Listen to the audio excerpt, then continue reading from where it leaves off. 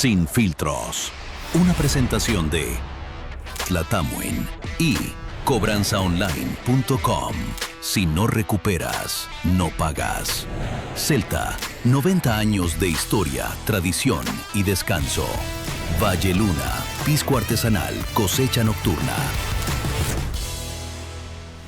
Exámenes de ADN confirman que mujer detectada en Argentina es Bernarda Vera, que figuraba como detenida desaparecida. Será tema del día, esto que es un escándalo a nivel político y a nivel social, evidentemente. Y también la portada de La Segunda hoy dice: hice lo que me mandataba la directiva. Habla ex administrador de fondos del PDG, del Partido de la Gente.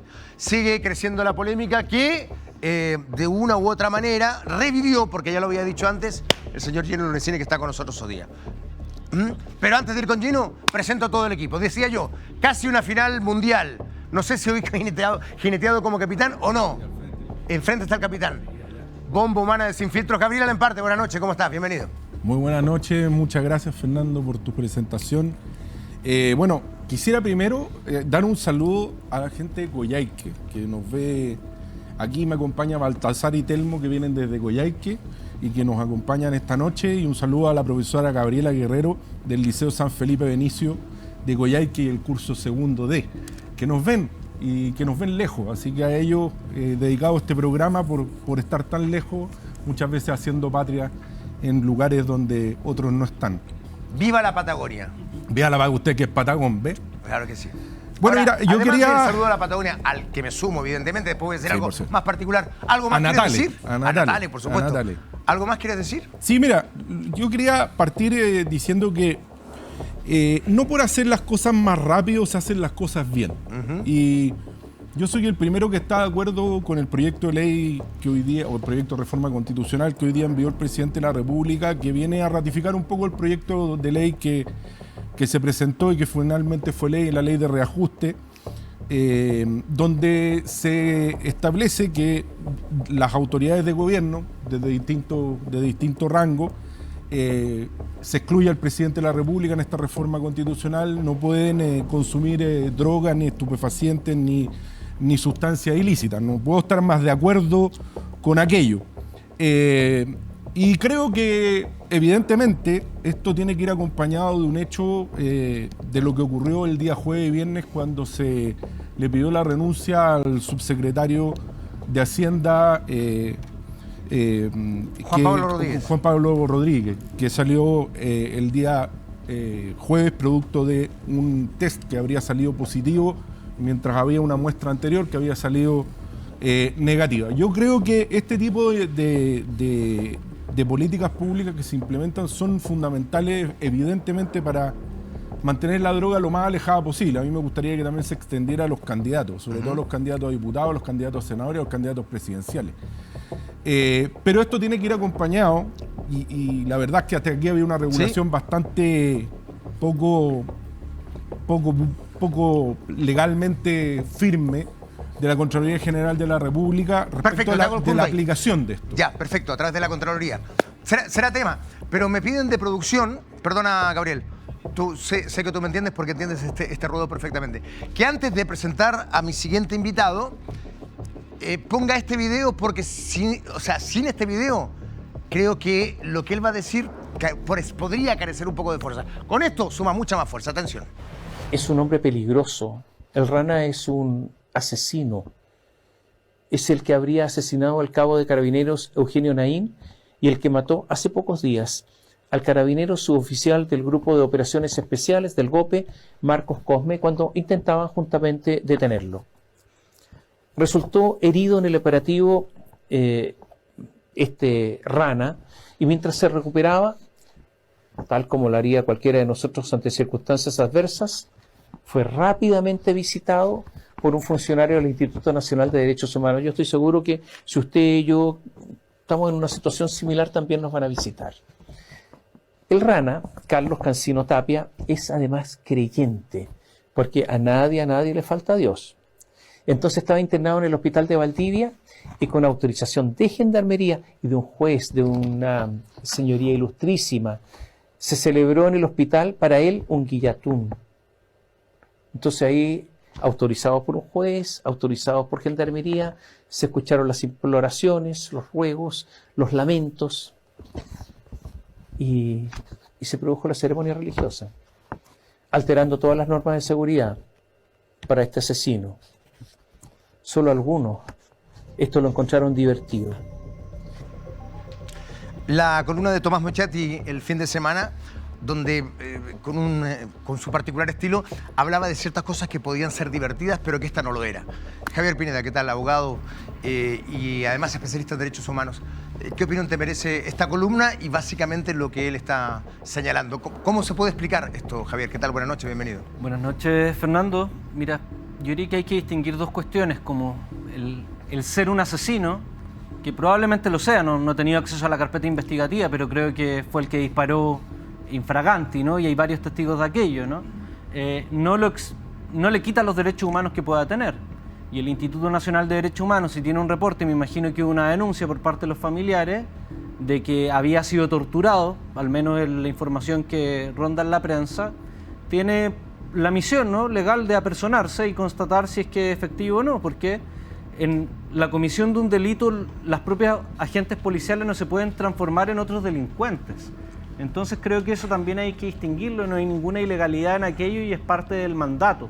Los presos, más allá de los crímenes que hayan cometido, no sé, cuando yo hablo de los presos de Punta Peuco, me produce una aberración profunda, pero comprendo que tienen derechos humanos también y que por eso requieren un tratamiento cuando tienen complejidades médicas y es deber de los funcionarios, incluso el INDH se ha personado a ver cuáles son las condiciones en las que están y creo que eso corresponde con todos los privados de libertad porque es parte de las garantías mínimas de un Estado de derecho. Más allá de lo legal, Javier, ¿se ve bien esto? Yo diría que se ve mal, por supuesto que se ve mal, pero también hay que comprender cuál es el mandato legal y por eso ocupo el ejemplo a la inversa, ¿no?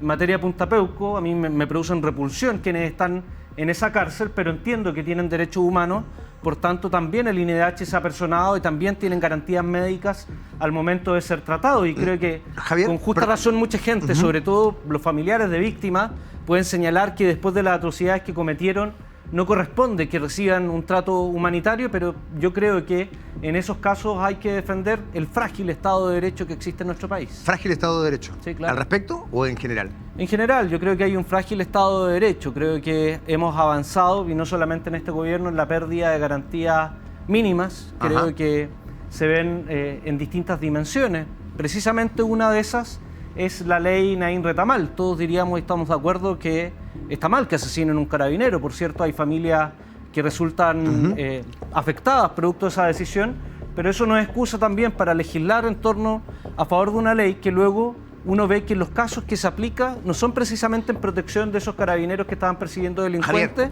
sino a veces en caso de... Perdona que te interrumpa, porque en términos legales puedes tener razón en términos técnicos. Pero primero, ¿no piensas que... Yo puedo estar muy de acuerdo con la esencia de lo que es el Instituto de los Derechos Humanos, pero ¿no piensas que ha ido perdiendo credibilidad y ha perdido, precisamente por cosas como esta, ha perdido confianza de la gente o cariño de la gente? Es que el Instituto Nacional de Derechos Humanos tiene un mandato legal y que también es parte de la institucionalidad nacional de derechos humanos que existe en otros países, que está regulado en un convenio internacional, que son los Acuerdos de París, donde precisamente tiene que verificar que no se produzcan violaciones de derechos humanos por agentes del Estado. Y en algunos casos, claro, que produce una labor que incomoda, que puede no cumplir con la voluntad popular del momento, con la sensibilidad del momento, pero es parte de la tarea que tienen que hacer. Es lo mismo con Gendarmería. Tú ponías un ejemplo, ¿no?, de lo que ocurrió con Gendarmería, que autorizaron la libertad de culto. ¿No te produce la misma sensación que en el pabellón de evangélicos, personas que han asesinado, que han realizado violaciones, reciban un trato con capellán y en realidad tengan condiciones menos restrictivas que otros presos de personas privadas de libertad, y que incluso se dé una práctica dentro de los pabellones de la cárcel de hacerse evangélico para tener mejores condiciones carcelarias? Javier, perdón, ¿cuestionamos eso? Ya pasó hace rato el minuto, lo vamos a debatir dentro de un ratito. Pero convengamos que de alguna manera, y tú decías que sí, el malestar que puede generar popularmente, pero hay que distinguir cuál es el mandato legal de la institución, y muchas veces las instituciones, sobre todo Gendarmería, por ejemplo, cumple labores que no... Necesito presentar a ver, Gabriel. A mí me llama la atención lo que dice Javier. Todos sabemos lo que el Instituto de Derechos Humanos hizo el 18 de octubre. Basta leer a Sergio Mico y uno puede sacar algunas conclusiones, yo creo, bastante claras de que es un organismo del Estado que lamentablemente ha sido cooptado y se ha alejado de su función original. Si de hecho uno mira sus funciones en la ley, no está la función de asistir a nadie en particular. No lo está. Entonces, yo creo, no lo está. Por favor, lea la ley 20.000. Pero a personarse en qué? No es a personarse. Usted sabe perfectamente que si una persona está siendo torturada, puede recurrir inmediatamente al juez de garantía, y para eso el Rana tendrá un abogado. Pero yo no vi a nadie del Instituto de Derechos Humanos visitando a la familia de todos los carabineros que mató, porque no mató uno. ¿Ah? Entonces, pero, a ver, Gabriel, no tiene. Te hago la pregunta en serio. ¿Tiene facultades el INDH para visitar a una persona que está privada de libertad? En general. Ni siquiera denunciada por tortura. Puede hacer informes respecto a la situación carcelaria. Eso está cuestionando las competencias. Pero ir a ver a una persona en particular cuando no tiene competencia. Perdóname, pero es que no tiene competencia. No, si es que eso te demuestra la parcialidad. Está bien. No las puedes tiene. tener diferencias. Pero por favor abre la ley y dime dónde está la competencia de ir a visitar a alguien. Te hago la pregunta de nuevo. Abre la ley. Ya empezamos ya con los rounds. Apenas empieza el programa, pero tengo que presentar a más panelistas. Perdón, Javier. Me hiciste una pregunta. 20 segundos y terminamos. No, un minuto y medio, como se lo viste a Gabriel y a cualquier otro panelista. No, tuviste más yo de te un minuto y respondí medio, lo Javier. que tú me preguntaste, no era el tema que yo quería hablar. Si me invitan para hablarme de los temas que a ustedes les interesa que yo hable, no tiene sentido tampoco que venga. Y hay varios panelistas que están en eso, entonces Javier, todos los que están se sientan echando a próceres. lo mismo. Quedan casi hora 45 para que puedas decir lo que tú cada quieras uno tiene decir. un minuto y medio para decir lo que quiera. Javier, quedan hora 45 para que puedas decir lo que quieras tenemos dentro de un el minuto rato. y medio protegido, que el minuto para los reels para hablar de lo que uno quiera, porque no creo que después a los otros panelistas le va a hacer así preguntas específicas. Yo te la respondí por deferencia a ti como conductor, pero podría haberme bypaseado el tema y hablar de lo que yo quería hablar. Entonces yo me comprometo a darte ese tiempo dentro de un rato. No, pero mira, los 30 segundos. Te tomo los 30 segundos. Bien corto. Mira, tema interesante que quizás no hablemos. Eso sí. 30 segundos. 30 segundos. Okay. Gracias, Javier. Mira, el tema que me interesaba hablar es el caso relacionado a Hermosilla. Reportea dio información nueva vinculada nuevamente a Andrés Chadwick, donde hay antecedentes serios que permiten afirmar que Manuel Guerra fue pagado para cerrar causas relacionadas al entorno de Sebastián Piñera. En particular, los datos que se mencionan dicen relación con el cierre de la causa Santiago Valdés, donde incluso parte de los chats, que era el administrador de la campaña de Sebastián Piñera, e incluso uno de los chats le pregunta por la cifra que estaría dando Manuel Guerra para cerrar esa causa, y al mismo tiempo en que se dicta el sobreseimiento definitivo, es decir, se cierra la causa definitivamente, Manuel Guerra comienza a explorar cuáles son las alternativas que Hermosilla le daba para luego terminar siendo contratado por la Universidad de San Sebastián. Ahí está, quedó claro el punto. José Musalén, ¿qué tal? ¿Cómo te va? Gusto de saludarte. Buenas noches. Primera vez que estamos juntos. Economista, sí, primera vez. Sí. Economista, además panelista en Radio Agricultura. ¿Qué tal? Sí, bien, ¿y tú? Tu tiempo a partir de ahora. Mira, Gracias. yo iba a partir con otra cosa, pero dado la intervención anterior, no me queda mucho más que responder ciertas cosas que se han dicho. Más allá de lo que pueda haber hecho el presidente Piñera o no, la justicia es quien tiene que determinar lo que es y lo que no es, y no uno venir a un programa político y decir dame mi tiempo para un Reels.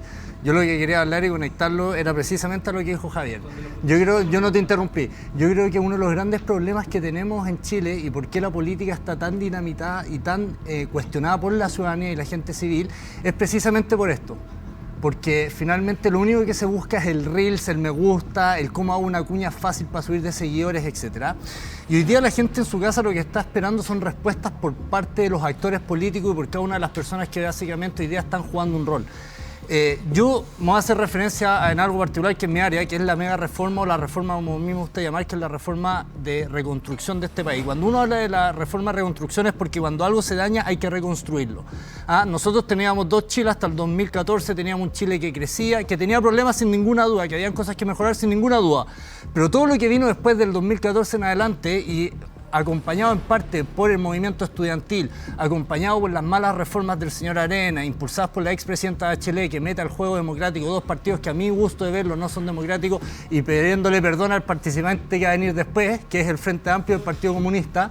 Yo creo que precisamente estamos donde estamos por eso mismo.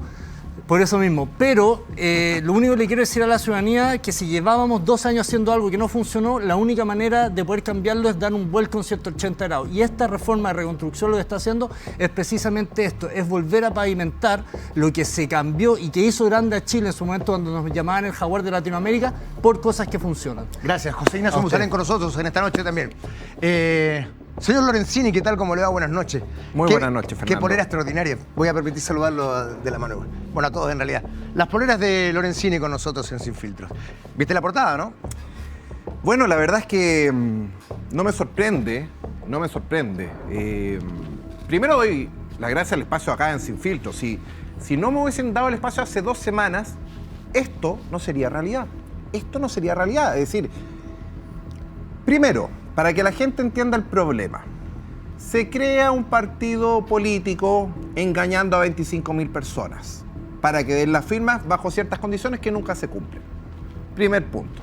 Segundo punto, y esto es lo que empieza a salir de la querella penal. Hace 2 años, una diputada, Karen Medina, hace una querella contra una falsificación de documentos en la constitución del PDG. Es decir, cuando se crea el PDG, el Tribunal Supremo tenía que poner firmas para poder crear el partido. Era un procedimiento y esas firmas se falsificaron. Y ese fue el documento que yo presenté hace una semana, que era de la PDI. Dicho lo anterior, ¿qué ha pasado estas últimas semanas? Que el viernes el CERVEL hace una denuncia al Ministerio Público contra el ex administrador del PDG, el señor Miguel Azar, quien hoy día dice: hice lo que me mandataba la directiva. Es decir, acá el administrador está diciendo que hizo lo que le mandataba la directiva. ¿Quién es la directiva? Luis Moreno, el señor Peña, el señor Boatone y el señor Franco Parisi, actual vicepresidente, que se trató de bajar a secretario, lo cual ni siquiera es un procedimiento porque ni siquiera cumple la ley ese procedimiento, por si acaso, Franco. Entonces, cuando uno ve que hay 2 querellas más una denuncia del CERVEL, ¿estábamos inventando las cosas o tenían algo de sustento? Yo la verdad es que espero que la Fiscalía no tape esto, que investigue a profundidad, porque finalmente acá es muy grave que se falsifique un partido político para apoderarse de 2.900 millones de pesos. Esto es gravísimo, afecta a la fe pública. Esto es inaceptable como país. Que vengan y retiren 222 millones de pesos por caja, no solo el señor Moreno. Moreno hizo 135 millones por caja y el señor Boatone 85. Bien, ha quedado claro el punto. Viene fuerte hoy día el programa, sin ninguna duda. Es panelista de Jóvenes Politiqueros, es muy joven, pero tiene mucha opinión. Cris Rojas, ¿qué tal? ¿Cómo estás? Christopher Rojas, buenas noches, bienvenido. Feliz de poder estar. Primer programa contigo, Fernando, te damos la bienvenida. Es nuestro primer debut, como diría un jugador. Eso. No, y aparte me encanta el fútbol, así que bien. Pero hay que hablar de temas más álgidos. Yo, en realidad, vengo durante años escuchando el discurso que también escuchaba justamente en el panelista Javier Pineda, y es en relación con el tema de los derechos humanos. Yo creo que a la gente en particular, y particularmente a mí me tiene un poco cansado el tema de los derechos. Yo no te interrumpí, tampoco voy a andar pidiendo segundo al final de mi intervención, así que tranquilo.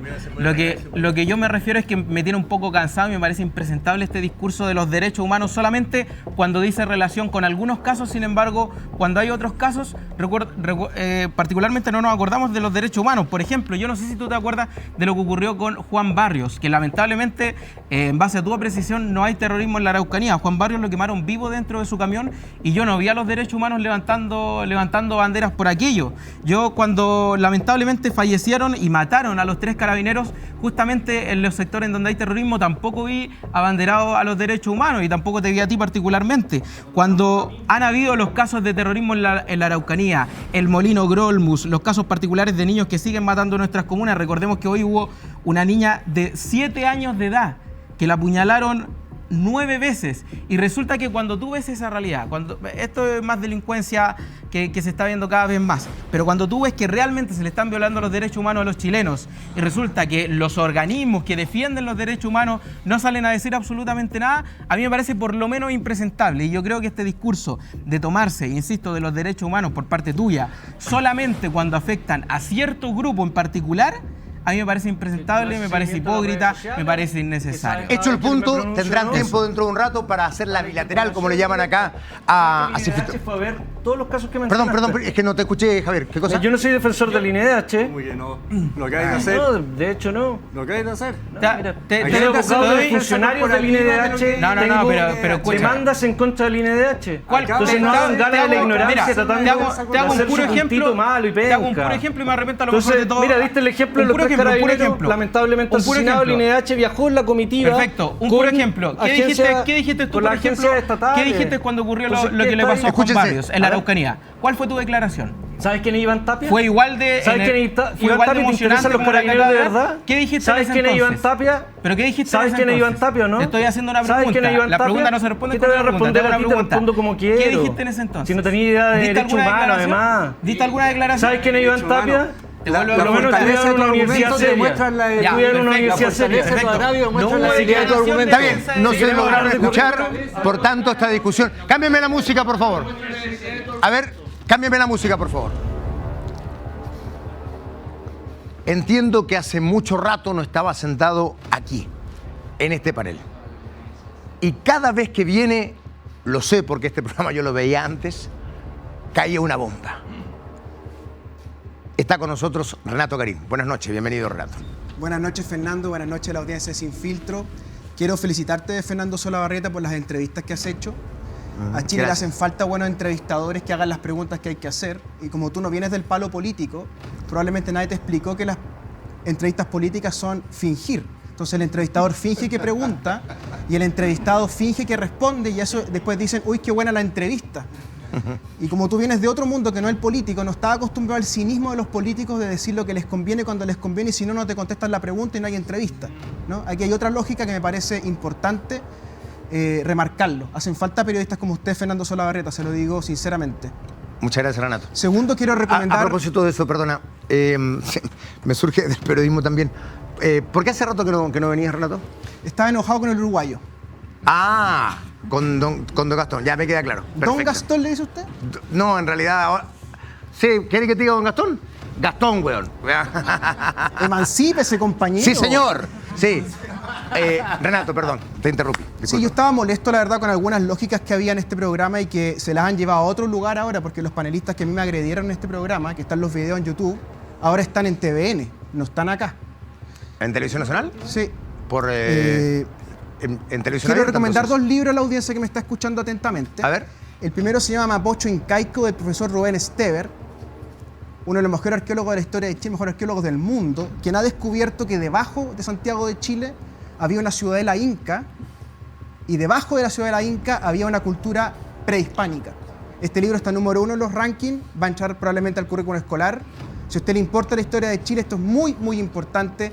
¿Qué había en la famosa isla de Santiago que se formaba entre el Mapocho y el Maipo? Era una ciudadela inca y no esa historia de las familias fundadoras españolas que llegaron a poco menos que un terreno eriazo, ¿cierto? Y que no había nada. Mapocho Incaico, Rubén Stever. Y a lo que vine, Fernando, para ser sincero, mi octavo libro, mi primera novela, Pasajera en Trance, le traje una de regalo a Fernando. Sí, lo tengo acá, muchas gracias. Editorial Trayecto, la pueden encontrar en Busca Libre, Librería Antártica, Feria Chilena del Libro. Trata sobre el caso Bombas. Entre 2009 y 2019 explotaron más de 500 artefactos explosivos en Santiago. Hay muy poca información al respecto y hay gente de las élites muy vinculada al caso que nunca más quiso hablar del tema. Y tuve que elegir el formato de la novela porque un ensayo informativo me habría traído muchísimos problemas con el tema de los bombazos y el mundo anarco-insurreccional que está muy fuerte en Chile, tanto por izquierda como por derecha, con la etiqueta del anarcocapitalismo que tanto daño hacen los streamings, ¿verdad? Gracias por el libro. Bien, con esas 2 recomendaciones quiero hacer una bajada ahora y le pido a la gente que me está escuchando que me escuche con calma y detención, ¿ya? Se nos ha presentado en la última semana una supuesta guerra de streaming, ¿cierto? Entre esta empresa privada, ¿verdad?, que produce Sin Filtro, versus la empresa Porcel TV que produce Próceres, ¿verdad? Vamos bien hasta ahí, ¿cierto? Bien. Les quiero contar que el programa Próceres Prime se está transmitiendo ahora en Televisión Nacional de Chile en el Estudio 5, que ha sido arrendado por Porcel TV a Televisión Nacional de Chile, ¿sí? He estado durante semanas buscando el contrato entre Porcel TV y Televisión Nacional de Chile y no lo he encontrado. Por ende, no sé la suma que está pagando Porcel TV por usar en este momento el estudio de Televisión Nacional de Chile, que es propiedad estatal de todos nosotros, incluyendo usted que nos está mirando, ¿sí? Dicho eso, establecido que están en Televisión Nacional de Chile, yo sostengo como abogado de que estamos en un caso de competencia desleal, ¿sí? Donde hay una empresa privada compitiéndole deslealmente a otra empresa privada, llevándose a un rostro, como si yo me llevara a un gerente de una empresa, con secretos de empresa, ¿sí? Y TVN se involucra arrendando o prestando el Estudio 5 de Televisión Nacional de Chile. Es aún más grave la situación, porque el dueño de Porcel TV, si me pueden colocar en el wall quién es este sujeto, Leonardo Prieto. ¿Viste tú esta imagen? Sí, Leonardo Prieto, a quien cuando yo lo conocí hace mucho tiempo ya, le decíamos el Lalo Prieto de San Miguel. Pero desde que se casó con Macarena Santelices Cañas, diputada del Partido Republicano, ahora el mundo cuiquerío le dice el Leo Prieto. ¿Ya? O sea, del Lalo Prieto de San Miguel al Leo Prieto. Ustedes saben cómo es el arribismo en Chile, ¿verdad? Bueno, este muchacho que está casado con Macarena Santelices, que es la diputada del Partido Republicano, que es el principal rostro de próceres, ¿sí? Este muchacho Prieto llevaba, y esto lo sabe todo Santiago, más de un año trabajando para, comillas, pitearse este programa. Y tuvo cafecitos con muchísima gente. Perdón, Renato, perdón. Que lo que estás diciendo es en extremo serio. Sí. La fotografía no la pusimos porque en realidad todo lo que tú estás señalando tiene que ver con tu responsabilidad y tu opinión, básicamente por un tema legal. Busquen en Google quién es Leonardo Prieto. Es el marido de Macarena Santelices Cañas, diputada del Partido Republicano. Renato, perdón, pero lo que dijiste me parece en extremo serio. Dijiste pitearse, utilizaste una palabra muy chilena. ¿Este programa? Yo tuve una experiencia en un café con Leonardo, que para mí es Lalo Prieto, delante de un testigo, donde él ya tenía pensado en lo que estaba haciendo, lo que ejecutó ahora. Y es más, me la cantó, me dijo, vamos a tener TVN, lo que me parece gravísimo. Gravísimo. Y por supuesto, yo nunca participé en Porcel TV en ningún espacio. No, porque te insisto, Lalo Prieto, ex guionista de Stefan Kramer, gran actor teatral, ¿verdad? Ahora convertido en un operador político comunicacional, ¿verdad? Se lleva al conductor de este programa para influir en el algoritmo y aparece TVN. TVN arrienda los estudios ya hace bastante tiempo, pero distinto es con una pauta política para competirle deslealmente a una empresa privada. O sea, a ver, todo mi sentido de libertad, de progreso y de capitalismo es que no se pueden meter la empresa estatal entre competencias privadas. Pues. Les pongo un ejemplo. FedEx compite con DHL. DHL se lleva al gerente de FedEx y empieza una competencia desleal y un juicio entre ellos. Y aparece Correos de Chile por orden de la moneda y les dice, oye, préstale las bodegas para que se piteen a DHL. Eso están haciendo con Televisión Nacional de Chile. Entonces, primera petición concreta que quiero hacer, Fernando Solabarrieta, sin filtro. Que nos muestren el contrato entre Porcel TV y Televisión Nacional de Chile. ¿Y por qué Patricio Dusayant, presidente del directorio, está de público en el primer capítulo de Próceres Prime? Y la principal panelista de Próceres Prime es Macarena Santelices Cañas. Segundo punto, ¿quiénes fiscalizan la Televisión Nacional de Chile? ¿Quién es el ente que fiscaliza TVN? La Cámara de Diputados. ¿Qué cargo tiene Macarena Santelices Cañas? Diputada de la República. ¿Sabe cómo se llama eso, diputada? Conflicto de intereses. Usted está de panelista en un programa de su marido en TVN, pero que no es de TVN, es de un privado y TVN se lo arrienda al privado para que compitan con Sin Filtro. Y lo llaman libre mercado, la misma gente que habla de la libertad. Y es más, no sé si me pueden apoyar ahora en el wall con el material que he enviado, ¿cierto? Porque en la última campaña de Macarena Santelices Cañas, cuando compite contra Pancho Rego, ¿cierto? Ella declara ante el CERVEL más de 700 millones de pesos en gasto. Los que están con computador pueden chequearlo, y le rechazan a Macarena Santelices el gasto de su campaña, entre otras cosas. ¿Por qué? Porque el CERVEL, y lo ratifica el Tricel, porque encuentra boletas, ahí lo está diciendo Ciper Chile. Esto no hemos permitido ponerlo porque esto es público. Esto es una noticia, es pública, por eso está aquí. Una conducta que conspira contra la transparencia. Tricel ratifica rechazo total a los gastos de campaña a core de Macarena Santelices. ¿De eso estás refiriendo? La boleta, la factura, ¿cierto?, que rechaza el CERVEL y el Tricel, la emite una empresa de propiedad del señor Costadual, actual SECOM de la moneda. Si me permiten desarrollar, por favor. Perdón. Yo estoy sorprendido. Quiero ser muy honesto. Igual un poco incómodo. quiero dejar muy en claro que esto que tú estás diciendo es tu responsabilidad, no hay acá ninguna articulación del programa. Primero, quiero que lo diga, o sea, ¿hay alguna articulación del programa para que tú digas esto? No, porque a mí el uruguayo no me cae bien tampoco. Ok. Segundo, lo que acabas de decir, estás hablando de Costabal. Es hincha de Nacional y atajaba para Peñarol, este uruguayo. Imagínate, pero... Sí. Perdona, no me quedó claro algo. ¿Qué tiene que ver Costabal?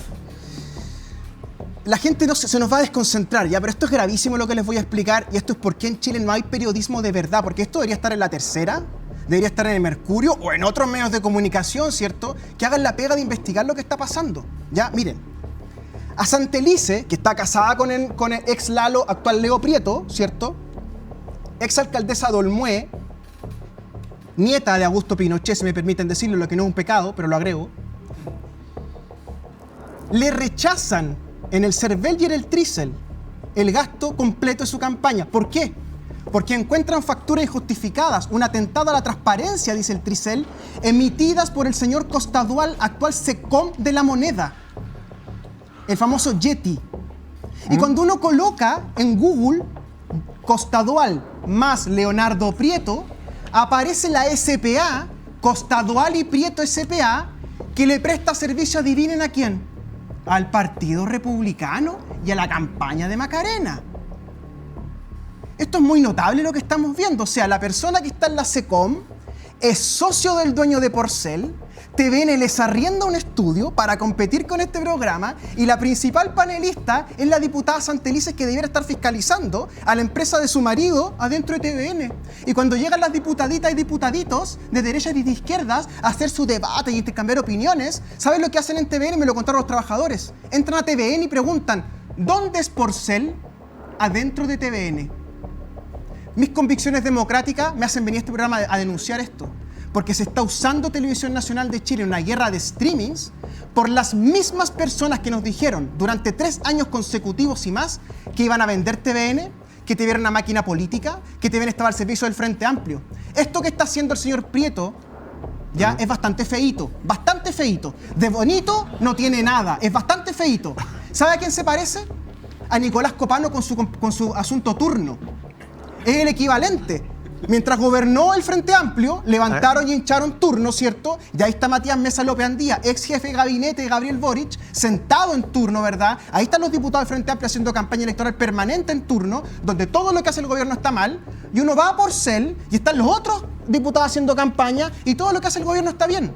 Yo a usted, que está en su casa y quiere informarse, les digo, los turnos y los Porcel le hacen muchísimo daño a la información.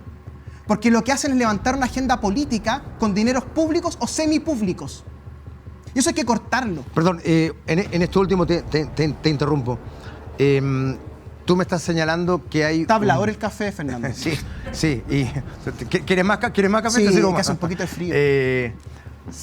Esto último que tú estás aseverando, ¿hay alguna cosa contundente, alguna prueba que tú tengas para decir algo? Pero qué más contundente que el fallo del TRICEL, donde aparece la factura del Jetta Costadual, el Jetta Costadual y el Jetta Costadual lo que hace... Yeti, ¿no? Yeti. El Yeti Costadual lo que hace es emitir una factura para la campaña de Santelice, le rechazan el gasto. El TRICEL tiene una sentencia que dice que es un atentado a la transparencia. O sea, el director de la SECOM, que lo colocó una señorita llamada Cedini, por si se te olvidó, Jetta, ¿quién te colocó? La ministra Cedini te colocó, Jetta, ¿sí? ¿Y sabes lo que hiciste, Jetta, la semana pasada junto con tu amigo Valenzuela, el Shrek Valenzuela? Otro prócer, ¿cierto?, que está en la moneda, porque estos son próceres, ¿cierto?, de la propiedad fiscal, del gasto público, de aprovecharse de Televisión Nacional de Chile. ¿Sabes lo que hicieron Valenzuela con el Jetta? A las 7:50 de la tarde, mientras estaba emitiéndose la entrevista, el Jetta y Valenzuela estaban bajando una pauta, una minuta, como decían antes, ¿verdad? ¿Para qué? Para que todos repitieran lo mismo en ese programa. Y hay diputadas, opinólogos de centroizquierda prestándose a eso. ¿Para que dijeran qué? ¿Repitieran qué? Para que dijeran que Mara Cedini había roto los códigos, para que dijeran que Mara Cedini le había faltado el respeto a la primera dama. ¿Qué te parece a ti? 8 panelistas en un programa diciendo todo lo mismo. O sea, mira la dinámica que hay acá y mira la dinámica que hay allá. Y voy a cerrar aquí, porque no quiero tomarme el programa tampoco.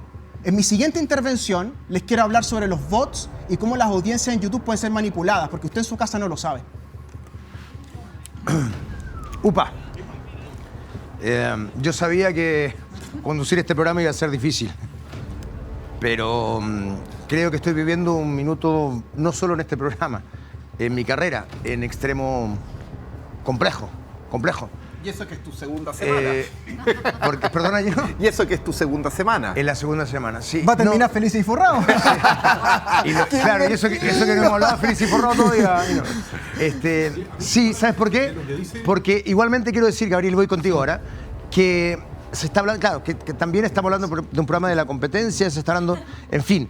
Pero sí quiero decir que todo esto lo ha dicho bajo la responsabilidad Renato, y eso, bueno, está bien. O sea, es parte de lo que acá ocurre. Esto es sin filtro, Gabriel. Última cosa, si el ex Lalo Prieto, actual Leo Prieto, quiere presentar una acción judicial, yo estoy disponible. Soy abogado y nos conocemos hace mucho tiempo, Lalo. Entonces, lo que usted quiera hacer, tenemos testigos, tenemos todo. Usted está usando TVN para un negocio privado y eso es inaceptable, porque usted supuestamente es de derecha y libre mercadista. Y estuvo 3 años sus panelistas diciendo que querían vender TVN. Un mínimo de coherencia. Yo le pido a la gente que está en este chat, verdadera, gente real, que vayan al chat de ellos a preguntarles si están en TVN y cuánto pagan de arriendo.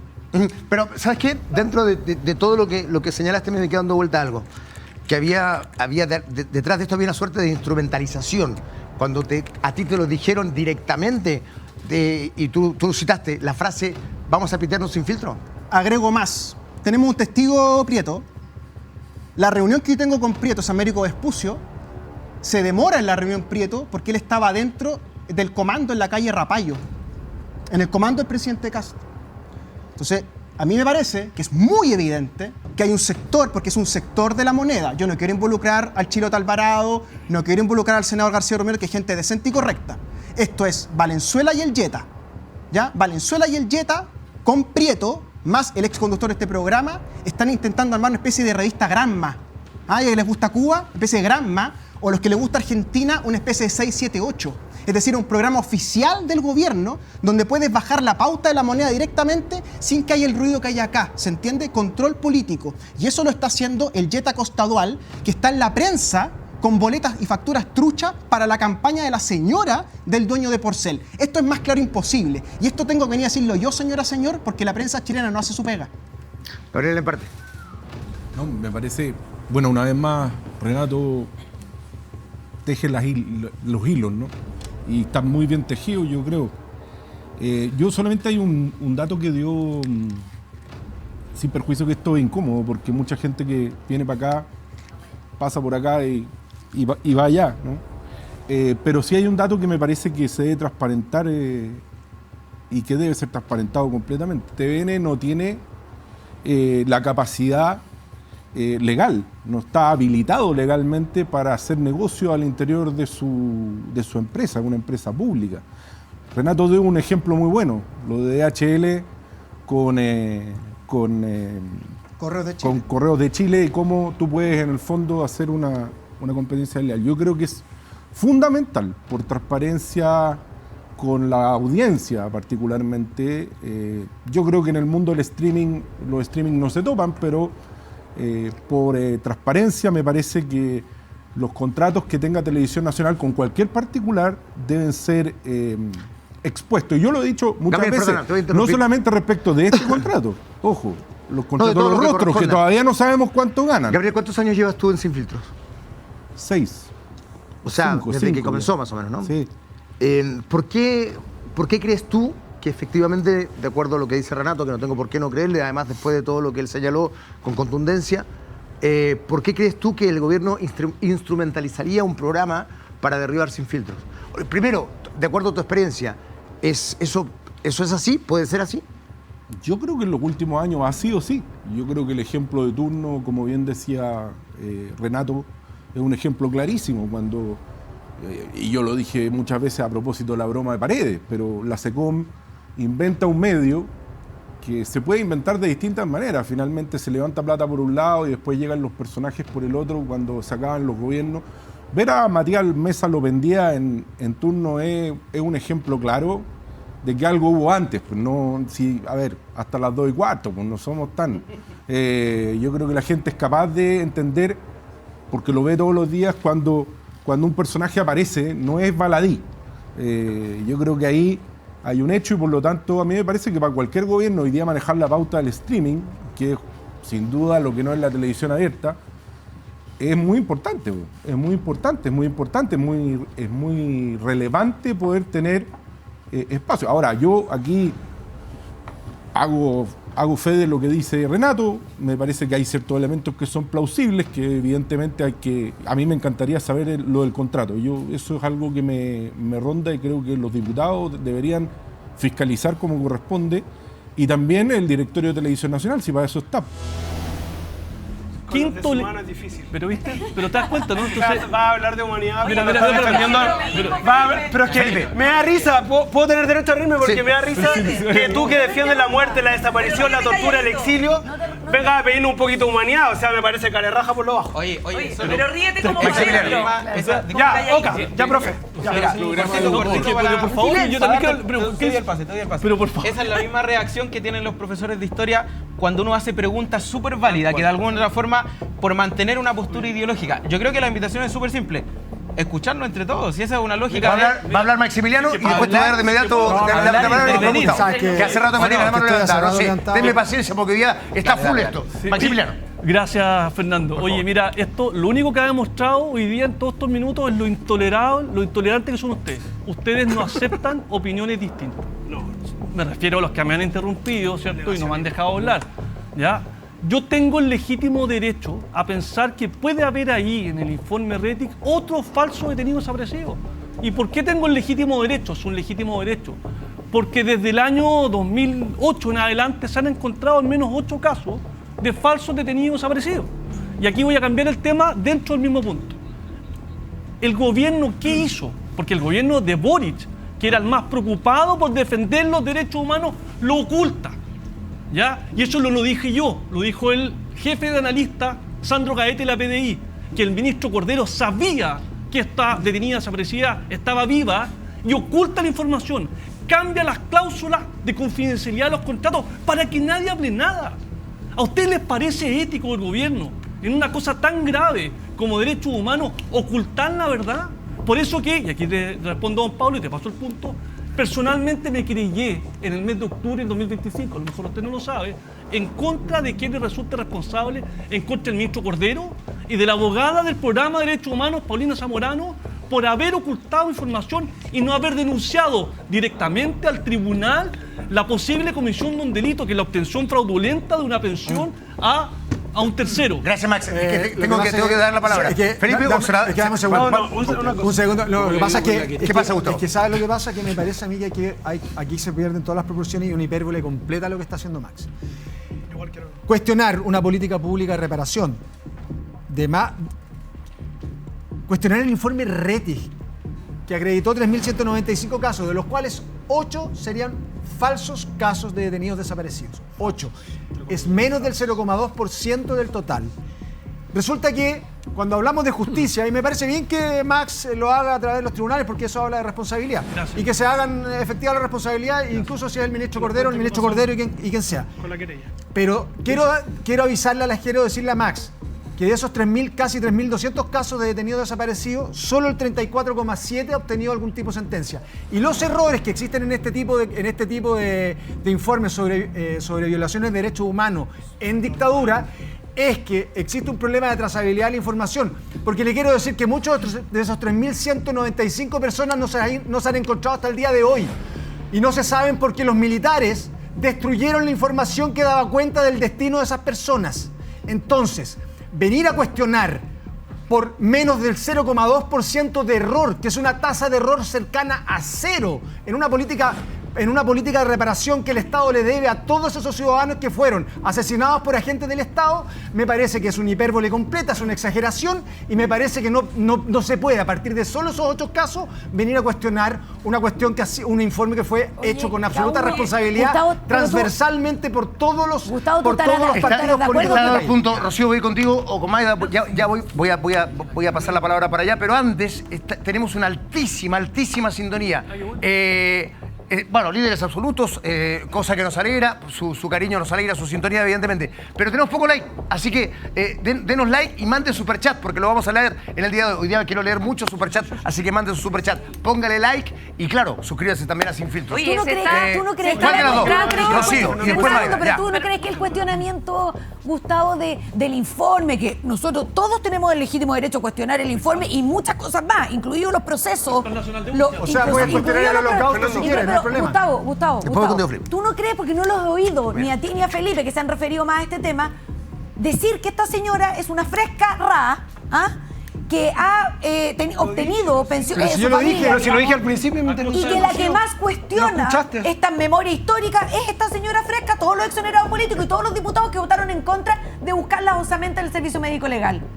Pero tú sabes por qué no se pueden periciar restos y osamentas humanas, porque para eso tiene que haber una orden de un tribunal de la República. Mientras eso no exista, eso no se puede hacer. La pregunta ¿Cuál es la pregunta, Maximiliano?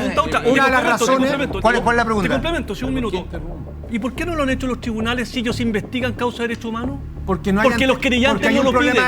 Los querellantes no lo piden. Los querellantes no lo piden. Que uno de los problemas de los jueces de derechos humanos, te quiero decir que lo piden. Uno de los problemas de los jueces encargados de violaciones de derechos humanos y de estos casos era justamente la trazabilidad de la información. La información se hizo desaparecer. Una de las grandes, de hecho, aprovechando que está Pablo Maltés, uno de los grandes aciertos de Pamela Giles como periodista es justamente haberle preguntado. A ver, me pidió la palabra hace rato Felipe Parada. Felipe Parada, voy con Mayra. Si no, mira, Fernando, yo nací en democracia. Y mi formación valórica yo creo que está centrada principalmente en los derechos humanos. Yo creo que eso es lo que me hace estar en este lado de la vereda, aunque a algunos les moleste. Y aunque algunos intenten instalar una cultura que es la cultura de la impunidad. Algunos que quieren... ¿Como Bernarda Vera? Sí, Rocío, sí. Y lo dije al principio, pero lo que pasa es que tú no escuchas siempre o escuchas lo que quieres escuchar. No, pero qué bueno que lo acá hay un sector político de este país que quiere que el Congreso legisle dejar en libertad a los pocos asesinos que hoy están cumpliendo en justicia. Y mientras en Chile se quiere instalar una cultura de la impunidad, al menos yo lo voy a denunciar. Y cuando en Chile, donde sabemos que al menos hay 3.195 víctimas de la dictadura... Pero perdona, lo que dices es muy serio. ¿Tú observas que en el panel de enfrente hay alguien que representa esa cultura de la impunidad? Por supuesto que sí. El Partido Nacional Libertario y el Partido Republicano han buscado en el Congreso la fórmula de dejar libre a los viejos asesinos de Punta Peuco. ¿Y llegaron volando al Congreso o la gente lo eligió? Exacto. No, Rocío, pero déjame terminar. Igual que nosotros. Igual que nosotros. Y mira, Rocío, y si se vuelve popular... Rocío, si se vuelve popular... matar a las personas, si se vuelve popular la pena de muerte, yo voy a estar en contra. De hecho, y no va a estar mejor. La gente no va a ser más moral ni menos moral porque la gente votó, porque algunos quieren que se instale la pena de muerte en Chile. No se trata de eso, no se trata de popularidad. Felipe, perdón, vamos a contextualizar. Los derechos humanos no se tratan de popularidad, se tratan de conocer la verdad y que la gente tenga derecho a saber dónde están. El 0,1% en 40 años, Rocío. Pero está bien, pero tratemos de contextualizar. Obvio, porque tú querés que los asesinos estén libres, porque tú no querés que Chile conozca la verdad, porque tú y tu sector estarían dispuestos a repetir la historia. Eso es lo que a ustedes les duele que uno se diga en su cara. Ustedes estarían dispuestos a repetir la historia. Oye, tranquilo, Felipe, tranquilo. No, porque me enoja, porque ustedes están dispuestos a repetir la historia. No, son asesinos, violadores, torturadores. En Cuba. Oye, ¿qué pasa en Cuba? No voy a discutir con... En Nicaragua, en Venezuela. Escuchemos. Magdalena Miguel. Más respeto.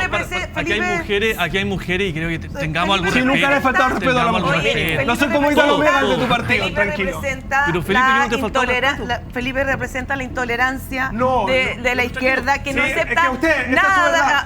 ¿Tú crees que los que queremos defender los derechos humanos y defender la verdad somos intolerantes? Sí, somos intolerantes. Felipe, intolerante por defender la verdad y la justicia. Felipe, no me obligues a mutearte porque quiero que escuchemos a Magdalena Miller. Magdalena Miller, dale. Sí, no, como tu monólogo. ¿Cuántos monólogos hay hecho? Magdalena Miller. ¿Qué monólogo? Oye, ¿ya te desahogaste? ¿Estás listo? ¿Puedo hablar? No. Bueno, sigue desahogándote. No, oye, Felipe, te pido por favor. Tranquila, para que te quedes Felipe, tranquila, te pido por muy intolerante con los Vamos, mira, tolerancia. a ver, Oye. muchachos, les pido por favor, en casa no se entiende nada si estamos todos hablando al unísono. Felipe, te pido por favor que respetes la palabra de Magdalena Miller. Yo creo que sí. Es que, ¿sabes qué? Por otro lado, agradezco esa intolerancia porque muestra cómo actúan ustedes. Les cuestionan un solo caso, más los 7 otros de los que habló Max, y ustedes saltan, pero como araña pelúa. Pero quiero salir un poco de ese tema y hablarle a Ignacio. O sea, Ignacio, yo admiro y envidio su privilegio. En tus detenciones hay que entender todos los contextos. Valen hongo tus detenciones porque hay que entender el contexto en que sucedieron. No hay que entender ni un contexto en los mal chistes de Ítalo Meña, ni un contexto en nada más. Tu detención hay que vivir, ojo con el contexto. Y estoy hablando, Ignacio, y además te permitiste, vamos a tener que tener cuidado con ciertas palabras porque si no la plataforma nos va a bajar. Y además te permitiste terminemos el tiempo de Magdalena, a ver. Te permitiste amenazar a Christopher Rojas por decirte alguna palabra. O sea, ustedes nos amenazan. Ten cuidado, dijiste, ten cuidado. Y eso yo no lo había visto en ningún panelista del frente, Ignacio Bustos. No lo había visto. Tengo derecho a réplica, Fernando. ¿Son 2 contra 1 o 1 contra 1? Sin utilizar la palabra, por favor, porque es que yo sé perfectamente. Si hablamos con la pregunta. Antes te voy a traspasar las dos cosas en las que vas a tener derecho a réplica. 1 a 1, la pregunta de Christopher Rojas y lo que te acaba de preguntar Magdalena Miller. Ignacio, te pido por favor, déjame conducir. Sé que está difícil, tienes todo ganas de hablar y lo sé y lo entiendo. Ya te doy la palabra. ¿Cuál es la pregunta? La pregunta es muy simple. O sea, primero, ¿a qué se refiere cuando viene y le dice a los panelistas que tengan cuidado por algunas declaraciones que dan? O sea, yo tengo entendido que vivo en un país de libertad de expresión en donde yo puedo interpelar a otro panelista y no tengo que tener cuidado por algo que quizás vaya a ocurrir. Ese es el primer punto. Y lo segundo, ustedes están viviendo en la vara del contexto.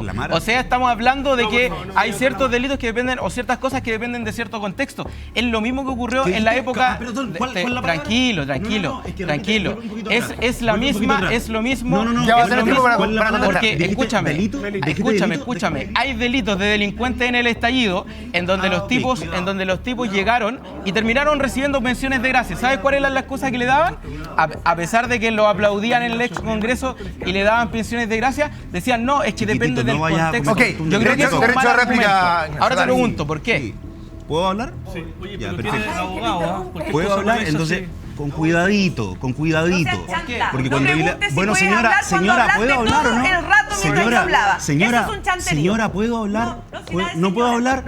Es que Fernando se da cuenta porque yo hoy día tomé la decisión de escuchar a la gente. Ignacio, se ve que se me está haciendo en extremo difícil. Pero calla a la gente porque no se están respetando. Pero cállalo te he dado la palabra, te pido por favor. Y no me deja hablar. A partir de ahora sí lo va a hacer. Bueno. Te pido por favor. Bueno, ahora que la señora se quedó callada, puedo hablar. No, pero es que vamos al punto, porque si vas a iniciar la locución otra vez interpelándola a ella, vas a obligar a que ella te interrumpa de nuevo. Ok, vamos con el punto. Si fuera respetuosa la señora, no me interrumpiría. Bueno, vamos con el punto. Ignacio, ayúdame. El punto que le quiero aclarar a este chiquitito es que tenga cuidado con atribuirle delitos a otras personas. ¿A quién le atribuye porque cuando uno le atribuye delitos a otra persona que no ha cometido, cuando uno dice que otras personas han sido condenadas y no han sido condenadas, cuando no han cometido delito alguno, el que está cometiendo un delito es usted, chiquitito. Tenga yo dije mucho cuidado con eso. Por ahora, desórdenes. Para continuar, porque yo lo escuché respetuosamente a usted, chiquitito, vamos. Le voy a responder a la señora que trata de hacer un empate tremendamente pobre y está quedando muy mal usted, señora, porque trata de empatar las palabras, el triste episodio que hemos conocido de este grupo de pervertidos con detenciones de una persona que fue dirigente estudiantil y que no cometió delito alguno, porque si hubiese cometido delito habría sido condenado y nunca fui condenado porque no cometí delito. Ok, fin de la situación. Oye, lo digo... Rocío Campari. Yo me ha tocado muchos programas contigo, Ignacio, y antes yo tenía la idea que tú dabas argumentos. A mí me tocó en el panel, en el programa, en que estaba Ítalo. Sí. Y yo, ¿sabéis qué? No me metí en la conversa porque lo encontré de tu parte de baja estofa. O sea, tú no le diste Ni un argumento. Tú lo único que hiciste fue, igual que hoy día, y se repite, o sea, yo ya veo un patrón. Por eso es que te lo quiero decir ahora, Ignacio.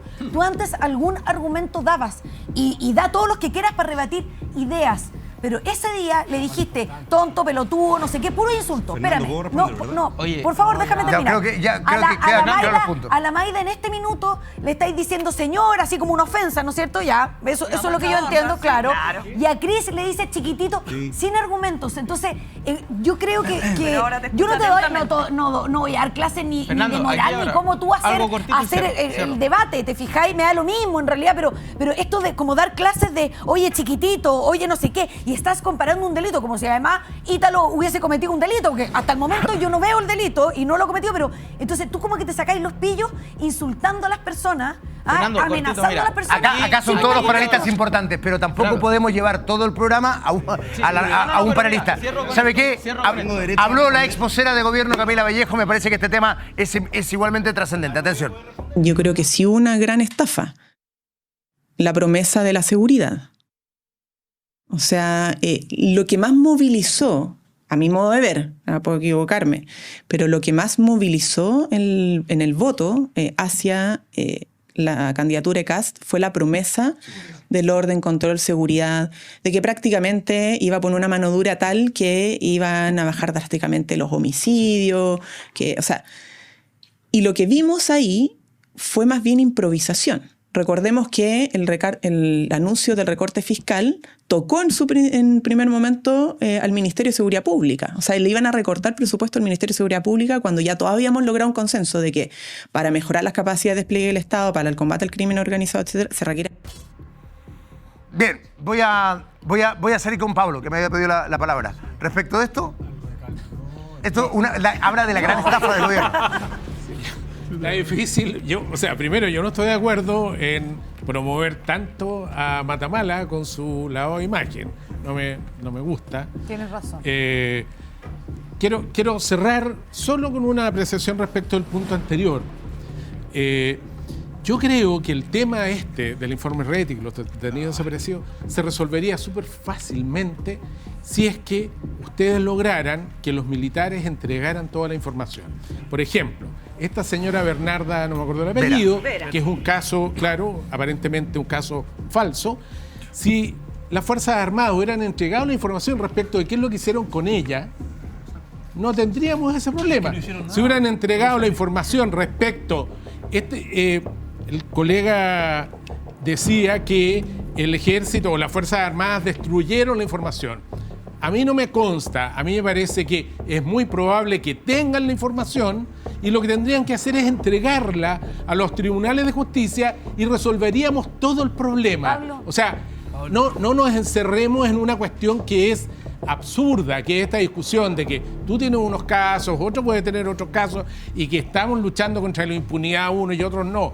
Simple, las Fuerzas Armadas tienen la información, que la pongan a disposición de los tribunales, Pablo, y se acaba esta discusión. Pablo, si en el caso de Bernarda Vera los militares no tenían la información porque la Perla andaba paseando en Buenos Aires, ¿qué información te iban a entregar? Cuando la detuvieron, cuando aparentemente parece que no conoces el caso. Yo entiendo que la detuvieron. Claro. La detuvieron cuando las Fuerzas Armadas que tenían el poder absoluto en Chile podían detener a cualquiera y tenían que hacer un registro y luego señalar qué es lo que hicieron, pasarla a los tribunales si es que habían cometido un delito.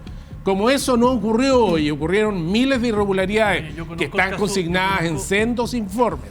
El informe Rettig y el informe Valeg, lo que tendría que hacer el Ministerio de Defensa, las Fuerzas Armadas, es entregar la información y no tendríamos esta discusión de qué es cierto y qué no. No va a pasar, Pablo, porque no se ha discutido nunca. Pablo. Ella. Pablo. Pero ¿y ella? Pero Maximiliano, si el problema es que no hay información. Pablo. Maximiliano Mura. Ella no sabía quién era. Pablo, Maximiliano, entra porque yo te voy a interrumpir todo. Dale. Le depositaban las luquitas nomás. Pablo, yo conozco el caso Liquiñe. Yo litigo ante el ministro Álvaro Mesa. Los militares dijeron que no la habían fusilado en el puente en el río, pero nunca les creen. Porque en estas causas la calificaron de pero déjame hablar, porque en estas causas de derechos humanos, para que tú sepas, el 100% de la prueba son presunciones judiciales, nunca hay prueba directa. Y te voy a decir una cosa, Gustavo, escúchame.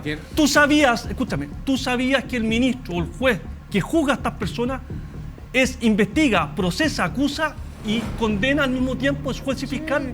¿A ti te parece que hay imparcialidad ahí? No, pero ¿A ti te parece que hay imparcialidad? Descubre la nueva cama Cooper Black de Celta con tecnología Dual Side para disfrutar 2 sensaciones de descanso en un solo colchón. A ver cómo necesito ese colchón ahora. Elige su lado suave para una comodidad más envolvente o su lado firme para un soporte superior. Además cuenta con una exclusiva tela de punta europea con hilos de cobre, una verdadera joya. Cooper Black, encuéntrala en todas las tiendas en Celta o también en celta.cl. Creando sueños. Celta desde 1936. ¿Te clavaron pero con una factura? No me digas nada. Hiciste la pega, ahora te patean el pago, te dejan en visto, te prometen que mañana y todavía nada. Mientras tanto, sigues pagando sueldos, proveedores y cuentas y así, evidentemente, no se puede. Entra ahora a cobranzaonline.com, sube tus facturas que te deben y empieza a recuperar tu plata de manera rápida y sin riesgo para tu bolsillo. Deja de perder tu tiempo persiguiendo clientes que no te quieren pagar y confía en el servicio de cobranzaonline.com. Cuando denostan en el fondo esto como de que los ricos, y uno se imagina, ¿cierto?, el dueño casi que un resort. Oye, está lleno de personas, por lo menos en mi distrito, que efectivamente el distrito más acomodado, Las Condes, Vitacura, Los Barnechea, La Reina, Peñalolén, pero son personas que han heredado casa, personas que en el fondo que tienen 2, que tienen 3, que lo comparten con sus 2 o 3 hermanos, gente que tiene 70, 80 años que me dice, oiga, yo pago, porque me aumentaron las contribuciones de 100.000 pesos a 300.000 pesos, 400.000 pesos, porque resulta que el metro quedó ahí, y en realidad ya íbamos a tener que vender esto, o derechamente tuvo que venderlo para no pagar las contribuciones. Entonces cuando de repente se habla como de esto de que los más ricos, claro, si tú lo miráis dentro de los que no pagan contribuciones versus los que sí, pero hay personas humildes que sí pagan contribuciones con casas que no compraron, que muchas veces heredaron y que es lo que les quedó de sus padres. Entonces, yo también creo que hay que tener un poco cuidado cuando se habla con respecto a eso y que la exención de primera vivienda creo que es importante también de tenerlo en cuenta. O sea, créanme, si quieren me acompañan a los clubes de adulto mayor a los que fui hoy día por lo menos, Peñalolén, feliz que me acompañen para que conversen con esas personas y se van a dar cuenta que no son personas que viven en un resort. Sí, nos vamos a meter en eso de todas maneras. Por lo menos haga su trabajo territorial. Vaya a las poblaciones, vaya donde sus electores la llamaron, no como los diputados también de su sector, como Otuiti y el señor Kuzman, que prefieren irse de vacaciones al extranjero. Así que la felicito. Viene la cantidad de viajes que tiene la Lorena Fría, bueno, la felicito, pero está bien. Ahora, voy al tema de los asesores. ¿Cuántos asesores tiene usted? Sí, yo tengo en total... Redoble de tambores. Lo que pasa es que yo no tengo asesores, solamente tengo uno exclusivo, más nuestro conductor, que Joel, que no está esperando. Okay. No, cero nerviosa. Pero tengo en el fondo en total, más la periodista, más nuestra secretaria que la tenemos, que la tenemos en conjunto, 4. Sí. 4. Renato Garín, algo quería decir. O sea, 4 debería ser la norma entonces, pues.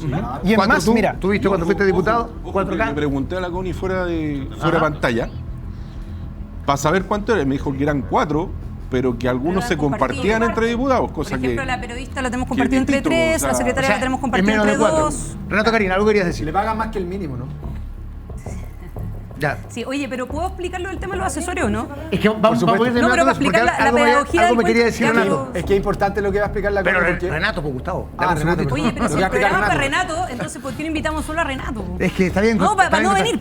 Ya, Constanza, no te enojes, lo pasé mal. No, pero te digo, porque yo entiendo, Renato, con ella, yo la conozco. Renato es una estrella, es verdad. No soy una estrella. La estrella es Luna Folegal. No tengo problema. Una estrella es una luna. Cuando tienes razón, tienes razón. Y tienes toda la razón. Déjame que me haya levantado la mano. ¿Me permite que cierre con el tema? Pero adelante, soy un caballero. Está bien. Constanza, te pido disculpas, tienes toda la razón. No, solamente para explicar el tema de los asesores y en el fondo las lucas que reciben los parlamentarios. O sea, primero está el sueldo, ¿cierto? Que ya lo explicó Gabriel. Por otro lado, hay 3 fuentes en el fondo de ingresos que tienen, no directamente en el fondo los parlamentarios, no es plata que va para el bolsillo, pero que tiene que ver con la asesoría de personal de apoyo, se llama, que ahí está el ítem de los asesores. Está el ítem de los... Ahí está la lista que vimos que tiene obviamente un límite. Por otro lado está el tema de los gastos operacionales. Ahí está el tema, por ejemplo, benzina, sedes, por ejemplo, en caso que hay algún parlamentario que tenga que usar eso, celular, el plan del celular para quienes lo tienen. Yo no tengo el plan del celular con la cámara, por ejemplo, pero hay gente que sí, o sea, es parte un poco el cuento. Y por otro lado está el tema de la asesoría externa, que también muchas veces se suma a los asesores, que es como 1,5 millones más o menos. Esas son las 3 fuentes, ¿ya? Entonces, claro, el tema de personal de apoyo que está ahí, hay una parte de los gastos operacionales que se pone a personal de apoyo, pero finalmente para que lo tengamos claro, el punto es de que eso es un hasta. Y yo creo que el gran problema que hoy día existe, y me parece que es una cuestión cultural, una mala cultura, de que pareciera que el hasta es como lo que hay que gastar. Y eso no es así. Entonces, pasa el hasta. En algunos casos pasa el hasta porque además hay parte de las lucas, de los gastos operacionales y de los informes y de la asesoría. Sí, pero es que hay parte Diputada, de la una pregunta, pero está bien, pero las asignaciones con las cuales se pagan los sueldos de los asesores, ¿tienen un monto límite? Tiene un monto límite, pero hay parte de lo que les decía antes, gastos operacionales, que es plata, benzina, por ejemplo, etcétera, que se puede pasar al personal de apoyo. Y ahí se hace el juego. Ahí se puede subir un poco más y la asesoría externa también se puede subir. Porque cuesta hasta uno por sentido común decir, ok, el sueldo es de 5,5, 5,9, 6, pero en asignaciones puedo gastar yo en asesores hasta 12. ¿Es así? No hasta 12, un poquito menos, pero en el fondo se puede hacer un juego ahí, pero al final la plata, el pozo total es el mismo para todos. El gran punto es de que yo creo que acá, y al menos así yo lo he visto, no todo uno puede generalizar, pero que pareciera que como que hay que gastarse la plata. Y eso no es así, po. Exacto. Eso no es así. Entonces, de repente, uno de repente dice ya un auto híbrido, por ejemplo, que te gaste menos benzina, o tratar, por ejemplo, cargarlo más con electricidad, o tratar de si podía cuidar la plata. Si puede irte de repente entre 2 o 3 y volver a 2 o 3 para no tener que gastar tantas lucas, tratemos de ser austeros en eso. Pero me pasa que de repente esto es bueno, y no, si yo tengo los asesores, claro, el límite. Está bien, pues, pero no necesariamente te tienes que gastar. No hay que llegar hasta ahí, efectivamente. A ver, la gente, ¿dónde está? Pónganos like. Gracias por la sintonía, gracias por todo el cariño que usted está expresando del otro lado de la cámara, del otro lado de esa cámara, no de la Cámara de Diputados, que ha sido tema en el día de hoy. Leemos a la gente a través de Superchat. Atención. Por 25 lucas, ¡epa! ¿Será asesor de la...? No creo. Síntesis Arquitectura 2671. Oye, el Uruguay va a cambiar el helicóptero. ¿Es FCM una caja pagadora? No es una pregunta, es una afirmación. Es FCM una caja pagadora, lo afirma. Vean a dónde van los recursos. Si la distribución de los recursos a los municipios es un incentivo para generar más pobreza y más vulnerabilidad, revisen los porcentajes de cómo se distribuye. El Fondo Común Municipal, de eso está hablando, evidentemente. Hagan la pega, lo dice en mayúsculas, Síntesis Arquitectura. Aquí está, José, en fin, Garín, alias Agirro Coto de los Poderosos. ¿Por qué? Porque no, imagino que tiene que ver con que les pica, ¿no? Incluyendo al uruguayo. Incluyendo al uruguayo, claro. Pero es que pica 2 veces. El uruguayo vamos a aclarar, el uruguayo es productor ejecutivo de este lugar. En fin, Eduardo Rivas dice... Camila Vallejo, la mitómana número 1 de este país, dice, y lo opina Eduardo Rivas. Por Lucas se dio gustito. Está bien, es lo que puede cada uno. A ver, ¿qué más? ¿Hay otro más? Vamos. Juan Francisco Benítez, 8615. Por 10 luquitas, dice, extraordinario, señor Renato Garín, mostrar con documento en mano cómo el poder político puede manipular las instituciones que forman parte del Estado. Cuidado con lo del helicóptero, no lo vayan a funar. Pero Juan Francisco, esa plata le llega al uruguayo, no a mí. Es verdad. Mire, van a sentir la APA ahí arriba. Esa plata llega al uruguayo, no le llega a Renato Garín, ni tampoco a mí. Fernando, es que tú acabas de llegar acá. Este tipo tiene pintado de celeste el helicóptero. Ajá. Y escucha esto, le puso 4 estrellas. Cuando ellos han ganado 2 mundiales. Es verdad, porque tú sabes que los uruguayos consideran que los Juegos Olímpicos del 24 al 28 son campeonatos del mundo. Y son tan frescos que suman el mundialito del 81. Sí, la FIFA, tú sabes, perdón que me meta en fútbol, 10 segundos y me van a retar. Ya viene ese filtro Sport a las 10. Pero tú sabes que lo último que quiere hacer Gianni Infantino. ¿Sí? Parece que se fue sudamericanizando o chilenizando también. ¿Quiere vender el mundial? Lo más parecido a Paraguay. ¿Quiere vender el mundial? El uruguayo, po. ¿Quiere vender el mundial? Sí. Imagínate. Erika Araneda, 73, dice, Gracias, Renato Garín, por educarnos del cómo funciona la crápula política. Saludos a todos, en especial a Magda, Connie y al conductor de lujo. Ay, gracias. De Coyhaique, de la Patagonia, claro que sí. Muchas Bien. gracias. Estábamos hablando de la... Dígame, Indy. Yo creo que hay algo una patita que no mencionamos respecto de las asesorías parlamentarias. Hay que recordar que hay 3 parlamentarios del Senado que hoy día, y esto dice relación, porque está Camila Flores, que está siendo acusada por haber metido, digamos, parte de los gastos parlamentarios después de recibir la cuota Flores.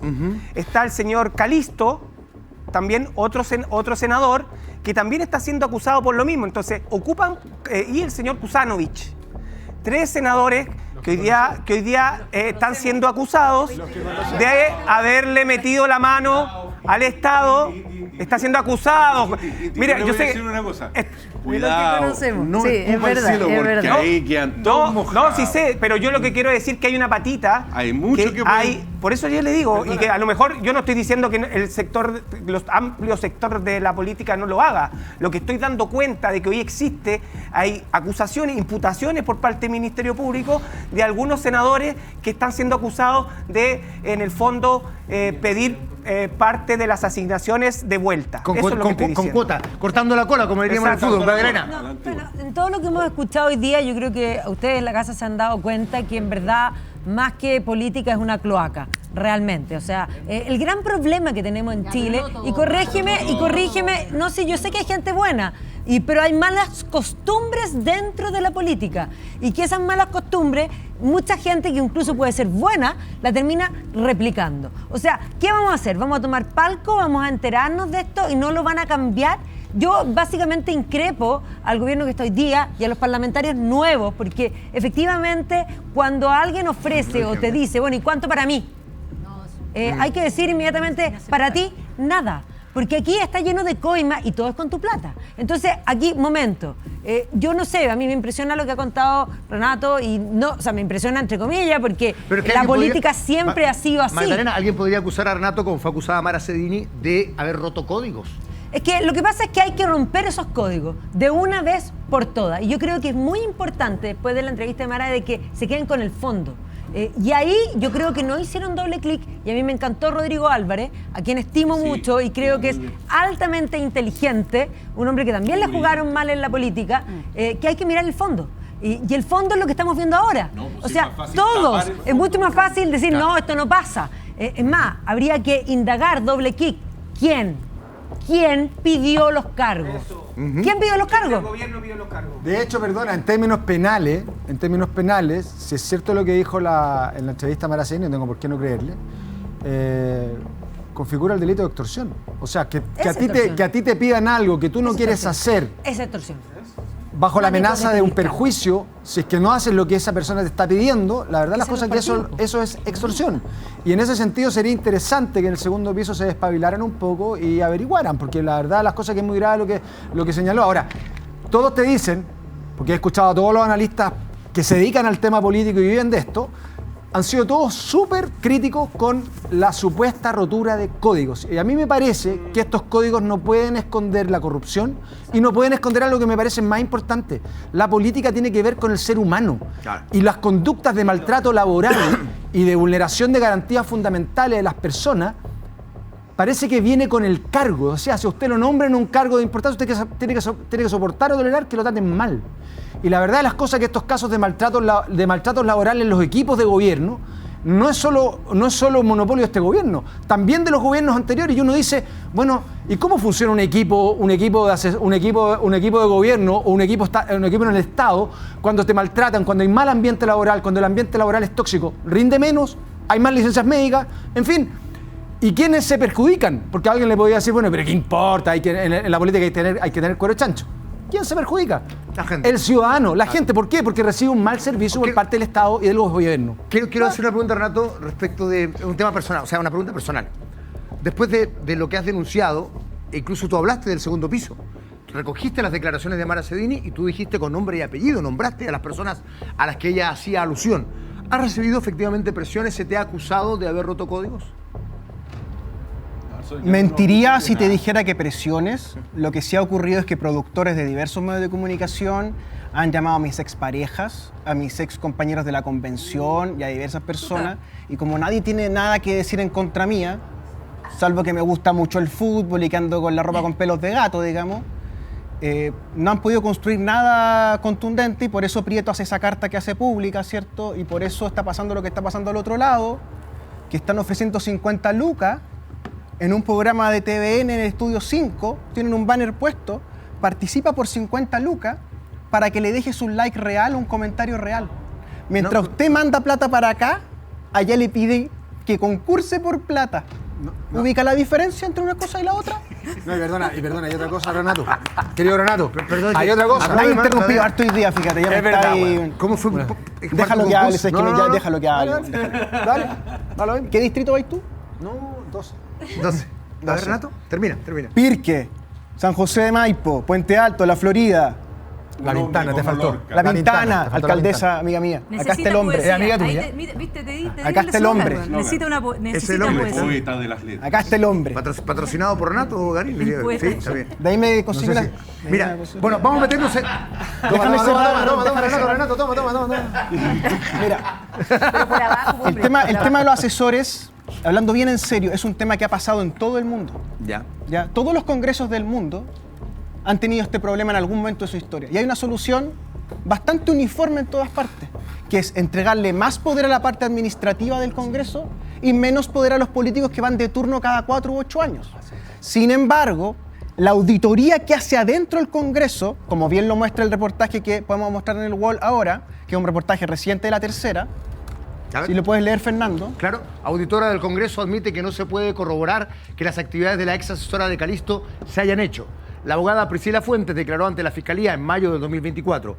En su testimonio detalló que su equipo solo hace una simple revisión formal de la boleta y los reportes, comillas, no tenemos personal ni presupuesto para verificar que las actividades consignadas en el informe se hicieran o no.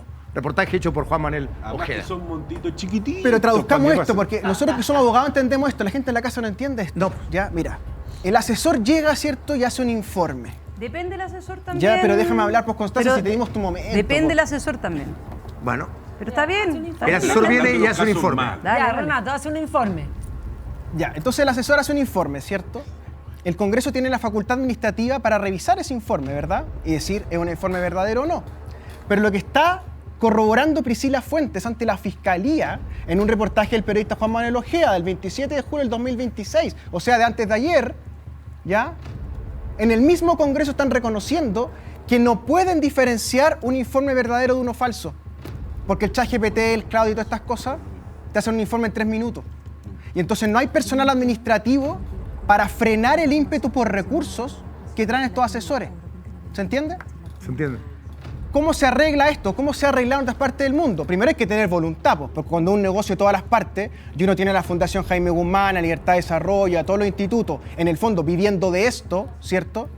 La solución es que haya un pool de asesores contratados por el Congreso, que hagan pruebas en el Congreso de derecho parlamentario, derecho constitucional, ¿verdad?, etcétera, y que estén en un pool de asesores que asesoren a los diputados que requieren asesoría jurídica. Porque además, un diputado que es electo en noviembre del año 29, que va a asumir en marzo del 30, a mi entender, debiera hacer al menos, Fernando, 3 semanas de derecho. Claro. Al menos. Porque hay gente que llega al Congreso, y yo creo que esto, Constanza, te ha pasado, que no saben lo que es la jurisdicción, que no saben lo que es la competencia, que no saben lo que es el derecho civil, el derecho constitucional. ¿Ya? Y hay gente que está tan confundida que incluso hacen proyectos privados en TVN, digamos. O sea, hay gente que no sabe nada de derecho. ¿Ya? Ahora ¿por qué? Y además súmale un punto a lo que dice Renato. Pero ¿por qué ocurre eso? Pero además están llamados a legislar. O sea, no, lo que pasa es que básicamente tendrían que saber es eso. Lo que dice Renato, y además es la práctica de verdad. En el Congreso los que realmente hacen la pega son las comisiones que van guiando en la discusión. Estos asesores de Luca, de 1 millón, 1,5 millones, son básicamente operadores, no son más que eso. Del lote, como decía Renato. Pero si tú fortaleces el cuerpo instalado del Congreso, es un cuerpo profesional que sepa de derecho, como son los presidentes o los secretarios de comisión, los asesores de secretarios. Fíjate que entre el 2022 y el 2026 la Cámara se gastó 5.700 millones de pesos en indemnizaciones. Porque cada vez que salen los diputados, muchos que tienen contrato de trabajo aquí, cobran. Claro. Y además, Gabriel, déjame decirte algo que... A ver, todos los abogados saben esto. Sí. Hay formatos de todo. De todo. Un proyecto de ley tiene un formato, un oficio de fiscalización tiene un formato, y uno cambia el contenido del proyecto, uno cambia el contenido de lo que está buscando, ¿verdad? Porque hay un formato. No se requiere pensar agudamente durante horas qué voy a colocar en el oficio de fiscalización. No, hay una pega prácticamente automática la que se hace, que de hecho se podría hacer automática con 3 clics oficio de fiscalización. De hecho, es tan así que con la inteligencia artificial, la otra vez conversaba con un muy buen economista, que es un chileno que vive afuera, que es Sergio Ursúa. Me decía que él había tomado la lista completa de funcionarios de una repartición pública, que no voy a decir cuál es, y con los objetos de los contratos, con lo que, o sea, con lo que se pone al lado, para qué está la persona, exacto, revisión de minuta, metió todo eso en la inteligencia artificial, y la inteligencia artificial podía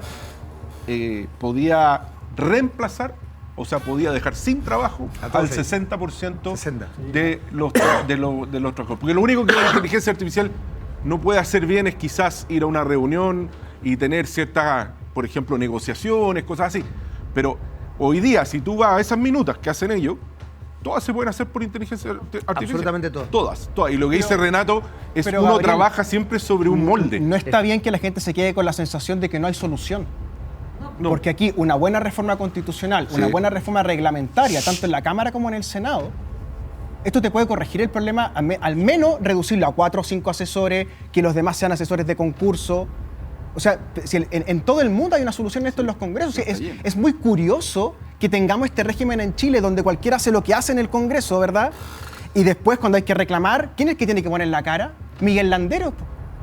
Y entonces, claro, todos decimos, oye, Landero, haz la pega, oye, nadie critica a Landero. Oye, si Landero está rodeado de gente que lo único que hace es estar con agujitas todo el día viendo qué hacen, ¿verdad? Y remarquemos esto, porque es importante, las cosas se van conectando, ¿ya? Italo Megner era asesor de Marowski, ¿cierto? ¿Cuántos asesores mandan en los medios de comunicación que su rol no es en el Congreso, sino en los medios de comunicación? ¿Ya? Valeria Cárcamo es asesora de Fabiola Campillay, siendo militante Frente Amplista en el Senado, y su rol es en los medios de comunicación, y que de hecho al equipo de Sin Filtro les cuento, Valeria Cárcamo renunció a venir a Sin Filtro. No. De hecho, quizás por eso... Yo me voy, no puede ser. No puede ser. Para hacer su podcast, claro. Yo no alcancé a conocerla, no te perdiste mucho. Oye, Fernando, pero quiero agregar algo más que se lo mostraba ahora a Renato. ¿Cómo nos llama la atención que haya una senadora que en 8 años aumentó su patrimonio inmobiliario de 87 millones a más de 1.271 millones en 8 años? ¿Quién es? Es la pareja de otro exdiputado que está medio bueno, ya pongamos nombres. Sí, bueno, yo sé perfecto quiénes son. No quiero ir porque no era amigo pero no vale. Te ayudo yo. Es Loreto Carvajal con Gabriel Silver. Entonces, perdón, ¿qué estaban hablando? ¿Quiénes son? Loreto Carvajal con Gabriel Silver. ¿Y cuál es el punto? El punto es que cualquiera que haya tenido esos sueldos, porque, a ver, los sueldos de los diputados sí son altos, pero en las empresas ese tipo de sueldos se logran con relativa facilidad para ciertas competencias. Y la verdad, las cosas es que yo tengo solo una hija. Yo he ganado lo que ganaba un diputado en algún tiempo de mi vida y tal vez un poco más. Oye, este está en campaña firme. ¿No viste? Y me llama la atención lo siguiente. ¿Qué? Es imposible aumentar el patrimonio inmobiliario de esa manera. Es imposible. No hay forma racional de explicarlo, salvo que se dedique pero ahora perdona, en Argentina hay varios ejemplos que lo han hecho. Sí, pero lo que voy a lo siguiente. ¿Cuál es la contraprestación para aumentar, o qué es lo que tuvo que hacer, o qué es lo que hizo para aumentar su patrimonio en esa proporción? Estamos hablando de 87 millones hace 8 años y hoy día tiene 1.271. O sea, perdona, eso es, a mi juicio, es indiciario de corrupción. Y la pregunta es, ella legisla, negocia las políticas públicas de nuestro país para todo lo que afecta a millones de personas. Entonces la pregunta es, ¿a quién responde? ¿Responde a sus electores? ¿Responde a su partido? A ella. ¿O responde a otra persona que no sabemos quién es? Interesante la denuncia. A ver, yo hace un rato largo estaba desautorizando a Tenedor, que hace un rato largo, te pido disculpas, querido Tenedor. Aquí yo no sé si va siguiendo la misma línea editorial o no. Vamos a hablar de las contribuciones y la forma en que se van a compensar la pérdida de dineros que llegaban por contribuciones. Los alcaldes estaban casi todos unidos y voy a salir hablando con Pepe. Después de esto, lo tenía hasta pensado. Gracias, Inti. Pepe, nos estamos leyendo. Antes que entremos a contribuciones, porque... ¿Antes de eso? Sí, porque... No, Pepe, por favor, te lo pido. Si no, porque va a quedar la sensación como que yo no quiero participar de este debate. No, por favor. Pepe, antes de las contribuciones. Voy a seguir desoyendo a Tenedor. Sí, dale nomás. Yo he participado en este programa hace harto rato, ¿no? Creo que es un debate que es interesante, que más o menos, con mayor o menos discusión, con mayor o menos tema, uno le trata de poner pasión, contenido, y dentro de todo ha colaborado harto a la discusión política chilena. Yo pediría para la próxima, si nos van a traer solo de comentaristas de ciertas cosas, avísennos para que dividamos el programa en secciones. Pero con respecto a lo que dice Gustavo de Loreto, de una senadora de mi partido, eso entiendo, hay una investigación desformalizada, todavía no hay ninguna situación, y yo antes de emitir comentarios, está desformalizada de ella, digamos, con respecto a ella. Hay una investigación desformalizada y esperaría que la justicia se pronuncie, ¿no? Porque en eso creo que tenemos que ser responsables de aquello, más allá de lo que ocurra o no, por todo lo que pasa, así mismo como todas las investigaciones con respecto a los mal usos de platas públicas que hemos dicho en este mismo panel que hay que investigar hasta el final, se descubra lo que se descubra, en todos los casos de corrupción que dañan la República, que dañan la democracia, o sea, desde Hermosilla, desde Chadwick, hasta todos los que se han mencionado hoy día, porque son importantes para que la democracia funcione bien, para que la República y las instituciones funcionen. Cuando hacemos el análisis de las asesorías parlamentarias, hay asesores que hacen bien su pega y asesores que hacen mal su pega, pero no podemos meter a todos los parlamentarios dentro del mismo saco. Reglemos, me parece que una buena manera de poner nuestro sistema parlamentario a la altura de los países más desarrollados, así como uno dice, mira, es raro que en este país un poder del Estado, como son los parlamentarios, no tengan un PPI permanente ni un auto que sea institucional para la seguridad. Porque para nosotros eso no es un problema, pero en Colombia eso es un problema y en otros países eso es un problema. Lo digo desde la contribución como uno tiene que tener para que esto ayude a mejorar nuestra política y no sea la misma cuestionamiento que la ciudadanía de esto está completamente chata del abuso que algunos hacen. Sí, te encuentro mucha razón, Pepe, te sigo además en la línea de lo que la gente piensa, se molesta, pero cuando se van estos casos a la justicia hay una indignación o una desilusión aún mayor, porque pasan cosas como esta. Condenan a Álvaro Jalaf a 5 años de presidio por delitos económicos, cumplirá pena en libertad. Ese es el caso factual. ¿Cómo se explica esto para la gente? En un caso de robo con intimidación no ocurre. 5 años para adentro. Para adentro. Exacto. Entonces, lo que tenemos que hacer es los delitos de cuello y corbata también ir subiendo la pena porque también afectan. Se ha ido subiendo, pero sigue siendo... Pepe, perdona, te pregunto, pero esto no había sido ya una ley establecida hace ya algunos años que en realidad se iba a jugar con mucha más dureza y iba a haber penas de cárcel a todos los delitos económicos? Claro, pero se ha ido subiendo y poniendo el estándar mundial, que todavía se está aplicando por primera vez. Lo más probable es que tenga irreprochable conducta anterior y un montón de otras cosas. Puede ser que los hechos hayan sido previos a la publicación, ¿no? Y si es así, si los hechos, yo no recuerdo bien este caso exactamente, pero puede ser que los hechos hayan sido anteriores a la publicación de la ley. Si es así, se te aplica la ley anterior. La ley anterior. Fernando, además, un multa superior a 700 millones de beneficio fiscal por cohecho de infracciones tributarias. O sea, es grave. Mira, es que lo que pasa es que además acá en este caso, ahí puede haber ocurrido que también el señor Jalaf haya colaborado con la fiscalía y de la acción compensada. Y eso pasa que le baja un grado a la pena.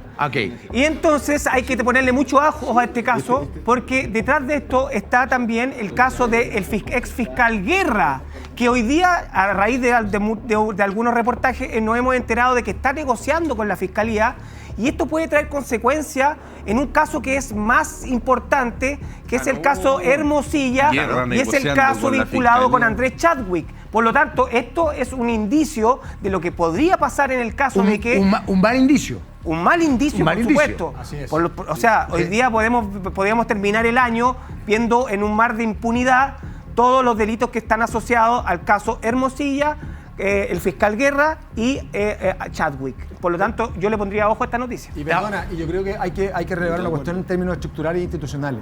El gran problema que tiene la Fiscalía para investigar, o el Ministerio Público para investigar casos complejos, es la falta de personal y la falta de recursos. Entonces, no sacamos nada con seguir aumentando la cantidad de leyes como en materia laboral, porque al final se generan tantas causas, se generan tantas investigaciones que la Fiscalía no tiene capacidad de hacer una investigación de manera rigurosa. De hecho, por ejemplo, el caso Fuentealba es una causa que se cae justamente porque el análisis forense, es decir, el análisis del delito se hace desde que él asume como comandante en jefe hasta que termine y lo investigan.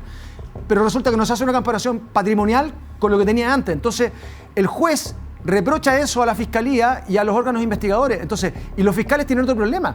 Los fiscales tienen servicios que prestan servicios, valga la redundancia, para investigar, que no tienen capacidad de investigar porque son servicios con poco personal o con pocos recursos, y no tienen la obligación necesaria de responder en los plazos que la Fiscalía permite. Entonces, al final, podría tenemos un problema estructural. ¿Podría ser todo esto? ¿Podría ser leyes gratis?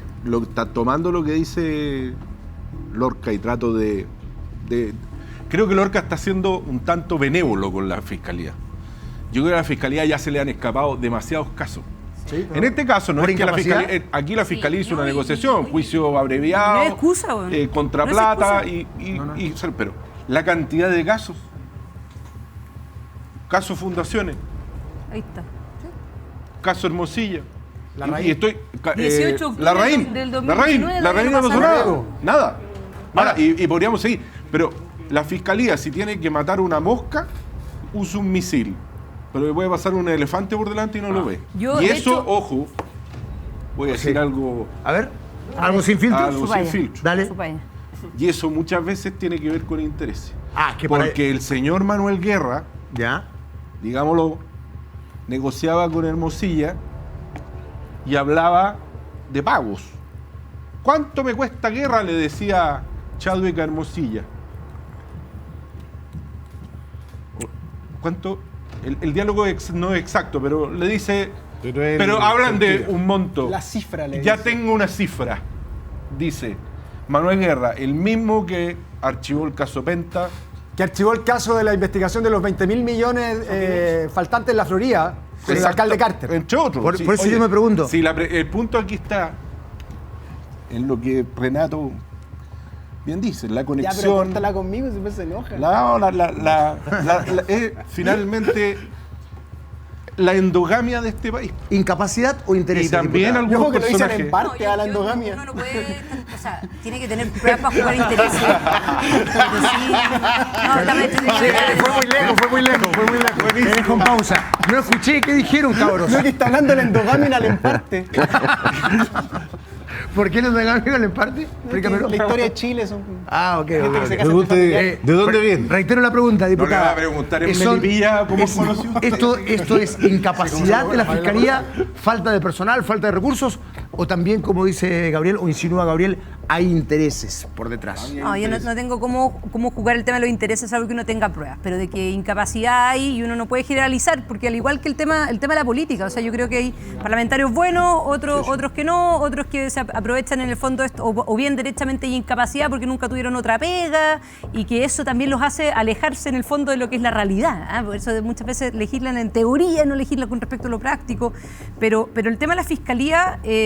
o sea, no solamente los casos grandes, yo creo que le da un poco en el clavo, Gabriel, en términos de que una mosca muchas veces lo matan con una bazuca, pero se te pasa por el lado una cuestión gigante y no pasa nada. Piensa lo que ha pasado con octubre del 2019. ¿Qué investigación hay? Además de un par de condenados por un par de cosas que después terminaron indultando, nada. Nadie sabe qué pasó ahí. nadie sabe cómo se coordinó, más, estaciones de metro en paralelo y no pasa nada.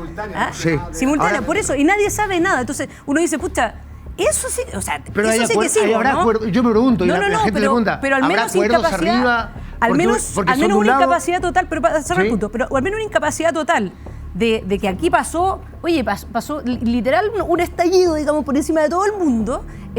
O sea, se quemaron no sé cuántas iglesias, se quemaron no sé cuántos locales, se tuvo paralizado la ciudad y, bueno, gran parte del país, las capitales regionales, y no pasó nada. La Fiscalía no ha dicho nada. No hay ninguna investigación hoy día que muestre algo. 7 años después. Hay una investigación bastante seria publicada. Pero llevamos 6-7 años y no pasa nada. Pero déjame cerrar un punto nomás, Renato. Pero también pasa otras cosas que también son más invisibles. De repente, casos donde el fiscal tiene 20 causas, 30 causas, lee lo que le escribieron, o derechamente a veces no llega a audiencia y fregó la víctima. Así es. Fregó. No hay nada que hacer porque el fiscal no llegó. Si es pobre y no tiene abogado particular, exacto, normalmente lo obligan, por ejemplo, a llegar a acuerdos reconociendo responsabilidad, cuando en verdad en el juicio no existe ni un solo antecedente. Nada. Entonces, la verdad, las cosas que esto es muy grave. Ahora, yo vuelvo a preguntarme, te lo pregunto, Renato, que querías decir algo recién. Acá hay, porque son de un lado o del otro, y sobre todo en delitos económicos, hay mucho tráfico de influencias, hay más bien incapacidad de parte de Fiscalía, o hay un desinterés. ¿Qué es lo que hay detrás de todo esto? Se pregunta la gente. Primero, los fiscales que son fiscales son cabros que han sido, en general, excelentes alumnos de Derecho, que tienen una idea de justicia muy profunda, ¿ya? Y que cuando llevan las causas se ven enfrentados a falta de información y que por ende tienen un espacio de negociación con personajes como Khalaf para que le cuenten otros delitos de otras personas. Pero esa no es una delación compensada, porque eso solo existe en el Tribunal de la Libre Competencia. Esta es una negociación a puertas cerradas entre los fiscales y los abogados de las personas acusadas. En este caso en particular, este es el caso que se llama Grupo Patio, donde Alvarito, porque así le dice la ley chilena, Alvarito Khalaf, metió una serie de fondos de inversiones, de pequeños inversionistas en Grupo Patio, licuó en términos financieros la empresa, es decir, le fue licuando y disminuyendo el porcentaje de propiedad a los privados que creían en él, y él seguía manteniéndose al tope de la compañía. ¿Sí? Una vez que esto explota, él tiene que enfrentar a la Fiscalía con esta causa que negocia, pero él sigue querellado por los privados. Ojo, él sigue querellado por los privados, ¿ya? Y como Chile es redondito, como Grupo Patio, ¿cierto? Dueño del patio de Bellavista, emblemático, ¿verdad? Sí. ¿Quién no ha pasado por ahí alguna vez? Muchos abogados andan por ahí, de hecho, hay 3 facultades de Derecho ahí. ¿Anda un amigo tuyo siempre? Yo tengo muchos amigos. Sí. Uno que te gusta, Atria. Uy, me ha interrumpido todo el programa. No. Ya, pero no te lo giras. Yo te sigo. Quédate en el Grupo Patio, que tiene además... En TVN hay un programa que te pueden... No, gracias. Por 50 lucas, por 50 lucas. Ya, que tiene querellas privadas también, eso decías tú. Ya. Entonces, todos esos privados que estaban adentro del Grupo Patio se vieron forzados a vender porque era una estafa. ¿Y sabes quién les compró? ¿Quién? La familia Luxig. Y ahora un emprendimiento que era de muchos inversionistas chilenos, ahora es de los Luxig. Así funciona Chile, así se concentra la economía. Álvaro Khalaf, Laura Arandaeta hizo este reportaje, ¿verdad? Una gran periodista. Extraordinaria realmente. Saludo, Laura. Ojalá venga algún día acá a conversar también. Tienes mucha información que aportarle al país tú, Laura. Khalaf llevaba, por ejemplo, a la Copa de Confederaciones 2017. ¿Ya? Todos nos acordamos, ¿cierto? Chile pierde 1-0 con Alemania, 1-0. La final. Marcelo Díaz se equivoca, lamentablemente, ¿cierto? Timo Werner se la roba y gol de Alemania, ¿cierto? Estaba en el estadio. La última vez que Chile compitió por algo decente, ¿cierto? Exactamente. En la tribuna, en un palco que costaba miles de euros, estaba este muchacho, Álvaro Khalaf. Y llevó a familiares chilenos de él, porque también estafó a su familia, para invertir en Grupo Patio. Y cuando volvió a la Copa de Confederaciones, hizo un aumento de capital. Y por eso está querellado y por eso está negociando. ¿Ya? ¿Y por qué negocia? Porque los fiscales tienen que negociar. No es que los fiscales son como en Batman, ¿cierto? Que se corrompen por el Guasón y el Pingüino. No, están obligados. Cierro con esto. No son como el general Harvey Dent, ¿no? ¿Se llamaba? Cierro con esto, mira. Se habla mucho de la noche de octubre. Sí. Pero hay un periodista que ha investigado en profundidad lo que pasó en octubre del 19, que se llama Juan Cristóbal Guarelo, ¿ya? Que cuando quiere hacer un aporte a este país, lo hace muy bien. ¿Ya? Muy distinto a ese streamer que vemos esclavizado todas las noches, ¿verdad? Un saludo a la King Con Army, pero es la verdad. ¿ya? El Guarelo que escribe libros es muy bueno, ¿ya? El libro de Juan Cristóbal Varelo sobre el rol de las barras bravas en el estallido social es muy claro. Así es. A mí me gustaría que algún diputado, la misma Connie, pueden invitar a Guarelo a que explique su hipótesis y todas las pruebas que hay disponibles de dónde estaban las barras bravas esa noche de octubre y qué pasó los días siguientes. Porque la manera en que se quema el metro es muy parecida a la manera en que se queman los estadios. Es muy parecida esa dinámica que hubo esa noche en que saltaban arriba del metro, que la gente que vamos a los estadios, a Pedredo y al Nacional, vemos como LDA y Garra Blanca nos llevan en el metro amenazados. Y hay un correlato con París también. Porque el Paris Saint-Germain tiene su hinchada infestada de anarquismo. Igual como LDA, igual como Garra Blanca, que todas las A que utilizan son de anarquismo. Tú bien sabes, Fernando, que la 12 no es anarquista, es peronista. La barra de Boca. Los borrachos del tablón de River no son anarquistas. No hay anarquismo en las barras bravas en general. ¿Y dónde hay? En el Paris Saint-Germain y en las barras chilenas. ¿Y qué ocurre en París? ¿Qué ocurre en París? Muy parecido. Entonces, yo le digo a la King Con Army que le digan a Guarelo que se ponga serio y que trabaje esta hipótesis y se la explique a Chile. Porque hay gente que habla de los cubanos, de los venezolanos, y es bastante claro en el trabajo de Guarelo lo que ocurrió en octubre del 19. Renato, te quiero hacer solo un aporte. Hace muchos años, porque nosotros acá juntamos las dos veredas, ya viene Sin Filtro Sport a las 10 de la noche. Hace muchos años vinieron expertos ingleses a observar el fenómeno de las barras bravas en Chile. Y concluyeron, ellos que sacaron los hooligans de los estadios a los hooligans de los estadios, concluyeron que el problema acá y en la Argentina era muchísimo peor. Porque en Inglaterra los hooligans eran un fenómeno completamente asistémico. No tenían relación con el sistema. En cambio, en Argentina y fundamentalmente en Chile eran completamente sistémicos. Estaban relacionados con dirigentes deportivos, con autoridades nacionales, con políticos. Accionistas de exministros. Grupos económicos, lo que tú quieras. Y que eso en definitiva hacía que el problema en Chile fuera extremadamente complejo. No sé si tú sabías de esa situación. Fernando, mira, yo acá abajo vengo con mi camiseta azul, que no la muestro por temas de auspicio, ¿cierto? Que no se nos enoje el main sponsor, ¿ya? Del uruguayo, ¿cierto? Yo voy a un sector del Estadio Nacional cada vez que puedo, que se llama Regalones, que se forma entre la barra de los de abajo y la marquesina. Y es muy interesante porque uno ve el mundo del poder en la marquesina y uno ve la dinámica de la barra de los de abajo. Pacífico Sur, lateral. En ambos lados está tomado por los delincuentes. Los delincuentes de la marquesina, Michael Clark y compañía, auspiciados por políticos ahora como José Miguel Insulza y Cecilia Pérez, que debieran renunciar a Azul Azul por el uso político que están haciendo en esta institución.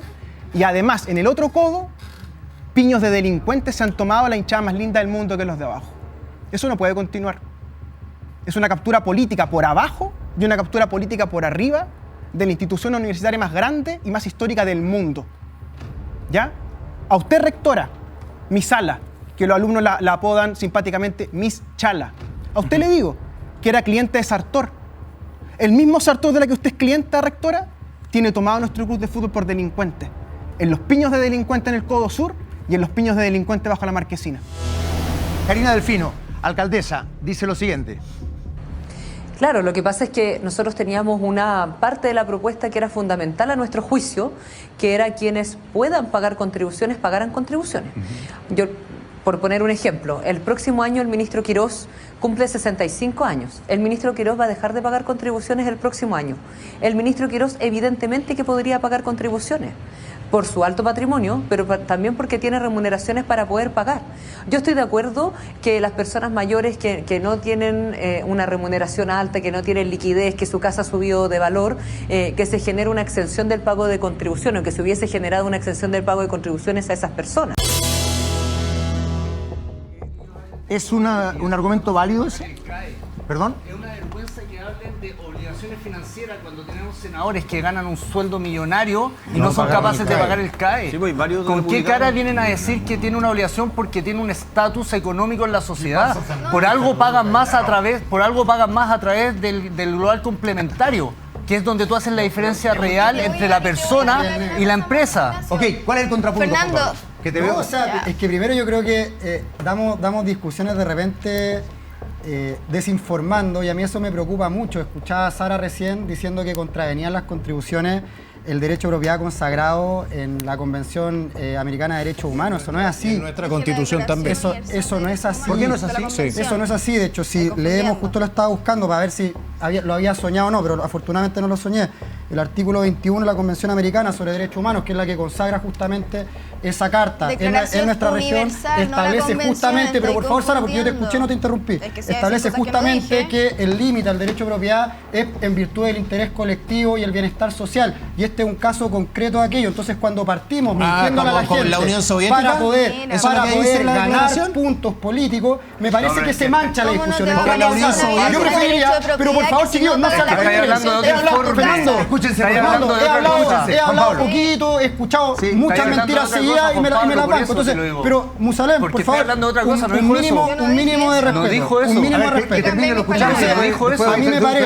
A mí me parece que justamente cuando queremos ganar puntos políticos mintiéndole a la gente, tenemos un problema de origen. Yo prefiero que digan, mira, no estamos de acuerdo con esto porque no nos gusta el interés social, no creemos en el bienestar colectivo y nos parece, y es legítimo, y lo discutimos legítimamente, pero que empiezan a decir, está contra la Carta de Derechos Fundamentales, es falso. Déjame responder, Juan Pablo. Sí, ¿Qué he mentido? No he mentido nada. Más citaste algo que yo no cité. Yo hablé de la Declaración Universal de Derechos Humanos, toda la convención. ¿Y dónde se consagra la declaración? Busca, en Google tenés tu iPad ahí, búscalo. ¿Dónde se consagra? Está establecido en la Declaración Universal de Derechos Humanos la propiedad privada. Ahora bien, no, Checho, déjame terminar. Si tú estableces en la propiedad un impuesto que si tú no pagas te quitan tu propiedad, es una violación, un atentado directo al derecho a la propiedad. Así que no confundamos cosas. Usted está mintiendo, no yo. Tengo la palabra, por favor, denme 30 segundos. Eso de apropiarse a robo mano armado de los derechos sociales de la izquierda, ustedes cada vez que gobiernan transforman el país en una fábrica de pobres. Y está la evidencia empírica. ¿Con qué cara dicen que a nosotros no nos gustan los temas sociales? Lo que pasa es que tenemos ideologías distintas. A ustedes les gusta la lucha de clase, odian a los ricos. Yo amo a los ricos. Ojalá llegaran muchos ricos a Chile para que den mucho empleo. Y yo te pregunto lo siguiente con respecto a lo de Codelco, que tiene que ver también con un tema ideológico. Hay un estudio que dice que lo que le cuesta al país un enfermo en el sector público es muy parecido a que ese enfermo se atienda en el sector privado. ¿Ah? 5.000 pesos. De diferencia. 5.000 pesos de diferencia. Yo les pregunto a ustedes, cuando ven esas colas en los hospitales y ven las clínicas con aire acondicionado, las paredes pintadas, ¿qué está dando mejor servicio? ¿El sector privado o el sector público? ¿Por qué el gobierno no le da un bono a cada enfermo y que vaya a atenderse donde quiera? No, lo privado no, porque los ricos pueden ganar plata a esa gente y la desigualdad. Esa es una estupidez. ¿Qué clase de cofradía es esta? Esa es una estupidez. No, pero eso es subsidio. ¿Qué dijiste? No sé si ¿qué clase de cofradía es esta? ¿Ah? ¿Qué clase de cofradía no, hueví, es porque esta? yo no tengo nada que ver con cuestiones sí, extremas. Sí, yo doy evidencia. Sí, porque Pablo, y si hay algo de lo que dije... Agradezco tu teatralidad, Checho. No, espérate un segundito. Felicitaciones. Si hay algo de lo que yo dije que quieras que te lo demuestre con evidencia, Checho, estoy hablando. Te dije que ustedes empobrecen a los países. Checho, ¿querés que te dé una lista de los países donde han por una gobernado? cuestión generacional que no te lo tomaste bien. Agradezco tu teatralidad, por eso decía que No, pero que me trataste ¿De qué? No, poco menos, te faltó decirme que era pedófilo, pues weón, sí. Sí, claro. No ponga palabras en mi boca. La palabra cofradía es prácticamente... No ponga palabras en mi boca. No, sí, yo no creo que lo de la cofradía sea pedófilo tampoco. Muchachos, por favor, hay palabras, Checho, hay palabras que no podemos usar en la plataforma porque nos van a bajar. Esa palabra di PDF. No se puede. PDF. Yo chequeo. Voy a sumar a este. Perdón, voy a sumar a este debate lo que dice Tomás Bodanovich. Yo lo que dije, No, pues se entendió. ¿Por qué Las Condes tiene mayor seguridad, más parques y mejores calles y espacios públicos que Puente Alto? Porque el Estado de Chile le da un presupuesto por persona 6 veces mayor. En lugar de poner más recursos donde hay más necesidades, el sistema funciona al revés. Y hoy, en ese escenario, el gobierno de Chile quiere exacerbar esto inyectándole con plata de todos los chilenos 13.000 millones a Las Condes y solo 355 a Puente Alto, pese a que esta última tiene casi el doble de habitantes y con mayores necesidades. Eso es lo que dice el alcalde de primera clase en los aviones atiende mejor que en turistas? En primer lugar, el Estado de Chile no le da a la municipalidad, sino la municipalidad recauda mucho más de sus vecinos. ¿Ya? Entonces no es el Estado de Chile, sino que la municipalidad de Las Condes que le pega tremendos sablazos a sus vecinos. Son dos cosas distintas, ¿ok? En segundo lugar, si él quisiera, si no quisiera que le dieran esos 13.000 millones, entonces no habría andado alaraqueando junto con los alcaldes de las municipalidades más ricas para que les compensaran la plata, po. Si fue Bodanovich uno de los primeros que anduvo gritando para que le devolvieran, para que le pasaran plata a todas las municipalidades que perdían lucas, es decir, especialmente a las con más recursos. Entonces, que corte el escándalo. Otro punto, si quieren un fondo donde todo el mundo recibe el mismo per cápita, hablemos de eso. Pero entonces tenemos que hablar de un fondo donde efectivamente se financia de impuestos generales. Y no de unas contribuciones donde efectivamente depende de si las empresas se instalan en tu municipalidad o no, si se instala el comercio o no, si tenéis propiedades de alto avalúo o no. Y al señor Bodanovich me gustaría preguntarle también qué ha hecho él para que se instalen entonces vecinos de alto avalúo, es decir, comerciales, etcétera, en su comuna. Gaspar Rivas, para mejorar su ingreso. Gaspar. Sí. Yo quiero hacer algo de recapitulación histórica, recuento histórico. Porque yo no me considero privatista, subsidiarista, regulacionista, entendiéndolo así como modelo económico neoliberal. No le gusta que se llame así. Yo le llamo entonces modelo económico privatista, regulacionista, bajo impuestista, etc. Pero tampoco me gusta ni el socialismo, ni el marxismo, ni ninguna de esas hierbas. Yo quiero poner un ejemplo. Yo quiero poner... O sea, perdón, ¿qué es lo que te gusta? Porque entendí que no te gustaba nada. No me gusta ninguna de esas hierbas. Es una forma de decir. El corporativismo. ¿Cómo lo fácil? Sí. En la década de 1870, cuando partió la unificación alemana, el canciller Otto von Bismarck, un monarquista, tradicionalista, antisocialista, antisocialdemócrata, empezó a perseguir a los socialistas y a los socialdemócratas. Los encerró, los dirigentes, les cerró los diarios y más fuerza tenían, más agarraban entre los trabajadores. Y Bismarck se dio cuenta que la mejor manera de derrotar al marxismo era quitándole sus banderas, quitándole su razón de ser. Y lo que hizo fue generar la primera, no la mejor, la primera legislación social del planeta. Ajá. Con seguro de accidente, de enfermedad y el primer sistema de reparto solidario de todo el mundo. ¿Y qué pasó? Perdón, porque se agarraba la cabeza. Por favor, déjenme terminar, por favor. ¿Qué es lo que le dijo la derecha conservadora, lo que se asimilaba a la derecha conservadora? Le dijo marxista. Con eso Bismarck logró frenar durante por lo menos 40 años, 30 años, hasta el final de la Primera Guerra Mundial, el avance del marxismo, hasta que llegaron los espartaquistas, la Rosa Luxemburgo y todos esos tipos. No logran entenderse, los dije 500 veces Renovación Nacional. La mejor manera de evitar el avance del virus marxista y toda esa porquería es dándole solidaridad y justicia social al pueblo. Lo queremos todo, lo queremos todo, lo queremos todo. Podemos tener diferencias de opinión y todo lo que queráis, pero finalmente los problemas que tenemos... Gaspar, para que escuchemos a José Ignacio, por favor. Me agarro la cabeza porque más allá de las diferencias que podamos tener de manera honesta, transparente, natural y todo lo que tú quieras, deben ser más inteligentes nosotros podríamos finalmente, o sea, partiendo de un tema de educación, pero más allá de eso,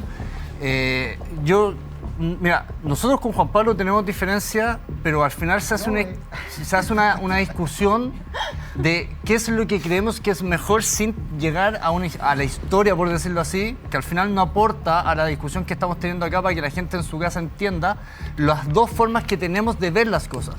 Juan Pablo tiene una manera, yo tengo otra, y lo que tratamos acá en la discusión abierta y honesta es tratar de que la persona en su casa entienda cuáles son las formas y que simpatice con quién le hace más sentido lo está diciendo. Pero cuando nos vamos al 700 antes de Cristo, lo que sea, a la gente le importa bien poco lo que pueda estar hablando en relación a eso.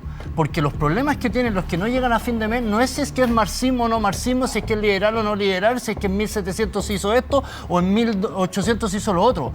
¿Cuáles son los problemas y los modelos diferentes? ¿Cómo lo hacemos para abordar ese problema y que la señora en su casa diga: ok, ¿sabes qué? Confío en esto para poder yo llegar a fin de mes, porque es ella la que no llega a fin de mes. Yo creo que una gran diferencia, Fernando... las contribuciones, ¿qué es lo que habría que hacer? Mira, si tú me preguntáis a mí, yo primero que todo no estoy de acuerdo en las contribuciones, pero por dos razones.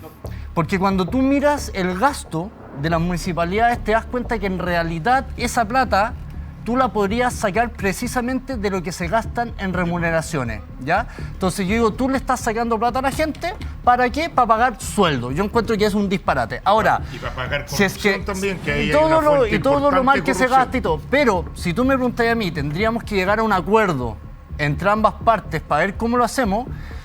Si tú me preguntas, yo lo que haría es, por ejemplo, como lo hacen los países europeos o Alemania, que se fija un valor de la propiedad, 100, y sobre ese valor de propiedad, hasta que la casa no se venda, porque también tenemos que saber que uno, acá en Chile te cobran por la plusvalía, pero nadie te descuenta por la minusvalía. Entonces, yo lo que tendría que hacer es decir, ¿sabes qué vale 100? Y la contribución que tú vas a tener hasta que se venda la propiedad y se vuelva a revalorizar la casa va a ser siempre 100. Porque con eso la persona puede hacer una proyección a futuro según sus ingresos. La pensión que va a recibir, si es que puede o es viable o no en el tiempo. Comparto, Fernando. Sebastián, después voy con... Sí, yo, ¿sabes qué? Estoy de acuerdo con lo que dice José. Yo no tendría contribuciones. Creo que... Yo no cobraría... Espérate, Fernando, quiero aclarar una cosa, sorry. Yo no cobraría contribuciones. Está bien. Mira, yo sí que estoy de acuerdo contigo, es que es necesario que las cosas se modificaron a tal nivel que es necesario hacer una nueva ley de renta, es decir, la ley de rentas 3. Porque el modelo que plantean los panelistas que están al frente es un modelo sin solidaridad, en donde el que tiene paga lo que puede tener y genera libertad en torno tienen. Pero el problema es con las personas que no tienen. Las personas que no tienen dinero no pueden elegir y están obligados a ir al consultorio. Entonces cuando se dice, ¿sabe lo que pasa? Es que démosle un bono. El problema es que, ¿sabe qué? Cuando hay un terremoto, cuando hay un maremoto, ahí todos se acuerdan del Estado. Cuando el dólar baja, los empresarios se acuerdan del Estado. Entonces, el Estado sí es necesario. ¿No es necesario? No estoy hablando como persona, no estoy diciendo tu checho. Entonces, decir que el Estado no es necesario. Lo que estoy diciendo es, todos se acuerdan del Estado cuando hay problemas. ¿Sabe lo ridículo? Lo ridículo fue lo que pasó hoy día en la página web del Ministerio de Desarrollo Social. ¿Qué pasó? El día de hoy, el Ministerio de Desarrollo Social subió un sticker que, ¿sabe lo rasca que fue? Que estaba haciendo una vaquita para ir en favor de la reconstrucción. Entonces, lo paradójico es que a los que tienen más de 100 millones de dólares se les deja de requerir los impuestos por 4.500 millones de dólares y para reconstruir la casa de los chilenos, para reconstruir los puentes, ¿sabe lo que se hace? Una vaquita. Yo esa la hacía para tomar un copete, pero no va a reconstruir Chile. Sara. No, yo quiero decir hartas cosas. Primero, esta idea de el que puede paga. En realidad, lo único que genera eso es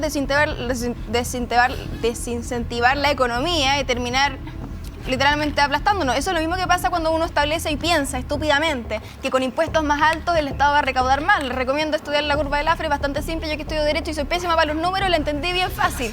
Si tú estableces, no, es que los que más tienen y pueden pagar, paguen entonces contribuciones, va a terminar haciendo que todos los ricos, los que tienen empresas, los que generan empleo en este país se vayan yendo de Chile. Ese es el problema. Eso es primero. Y segundo, dejemos de tanto los ismos y parecer disco rayado repitiendo cosas absurdas. En realidad yo creo que hay que ir al tema. Estoy de acuerdo. La historia a mí me encanta en ese sentido, Gaspar. ¿Estamos de acuerdo? Eso sí que estás bien equivocado. No fue la primera legislación social, podemos ir harto más atrás, pero no vamos a eso porque a la gente no le interesa. Ahora bien, si vamos en torno a las contribuciones, estamos de acuerdo. La propiedad privada se respeta. La contribución es ser literalmente arrendatario del Estado y por tanto hay que eliminarla. Punto.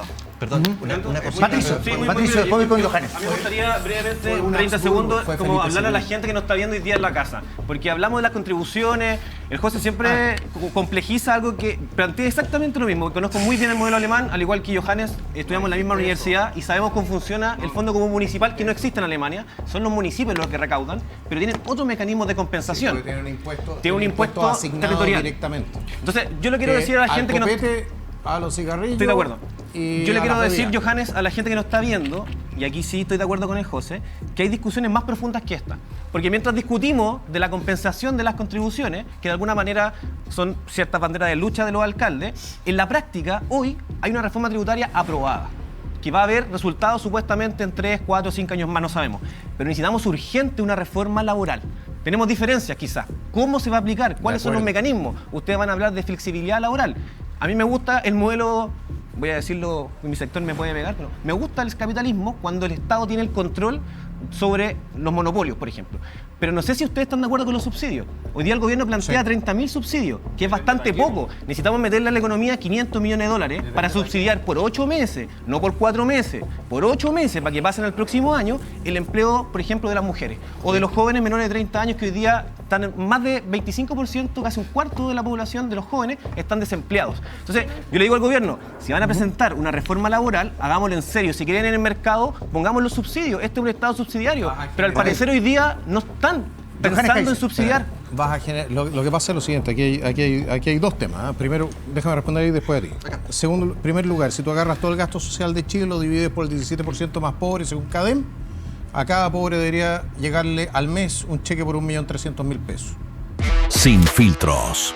Una presentación de Latamuin y cobranzaonline.com. Si no recuperas, no pagas. Celta, 90 años de historia, tradición y descanso.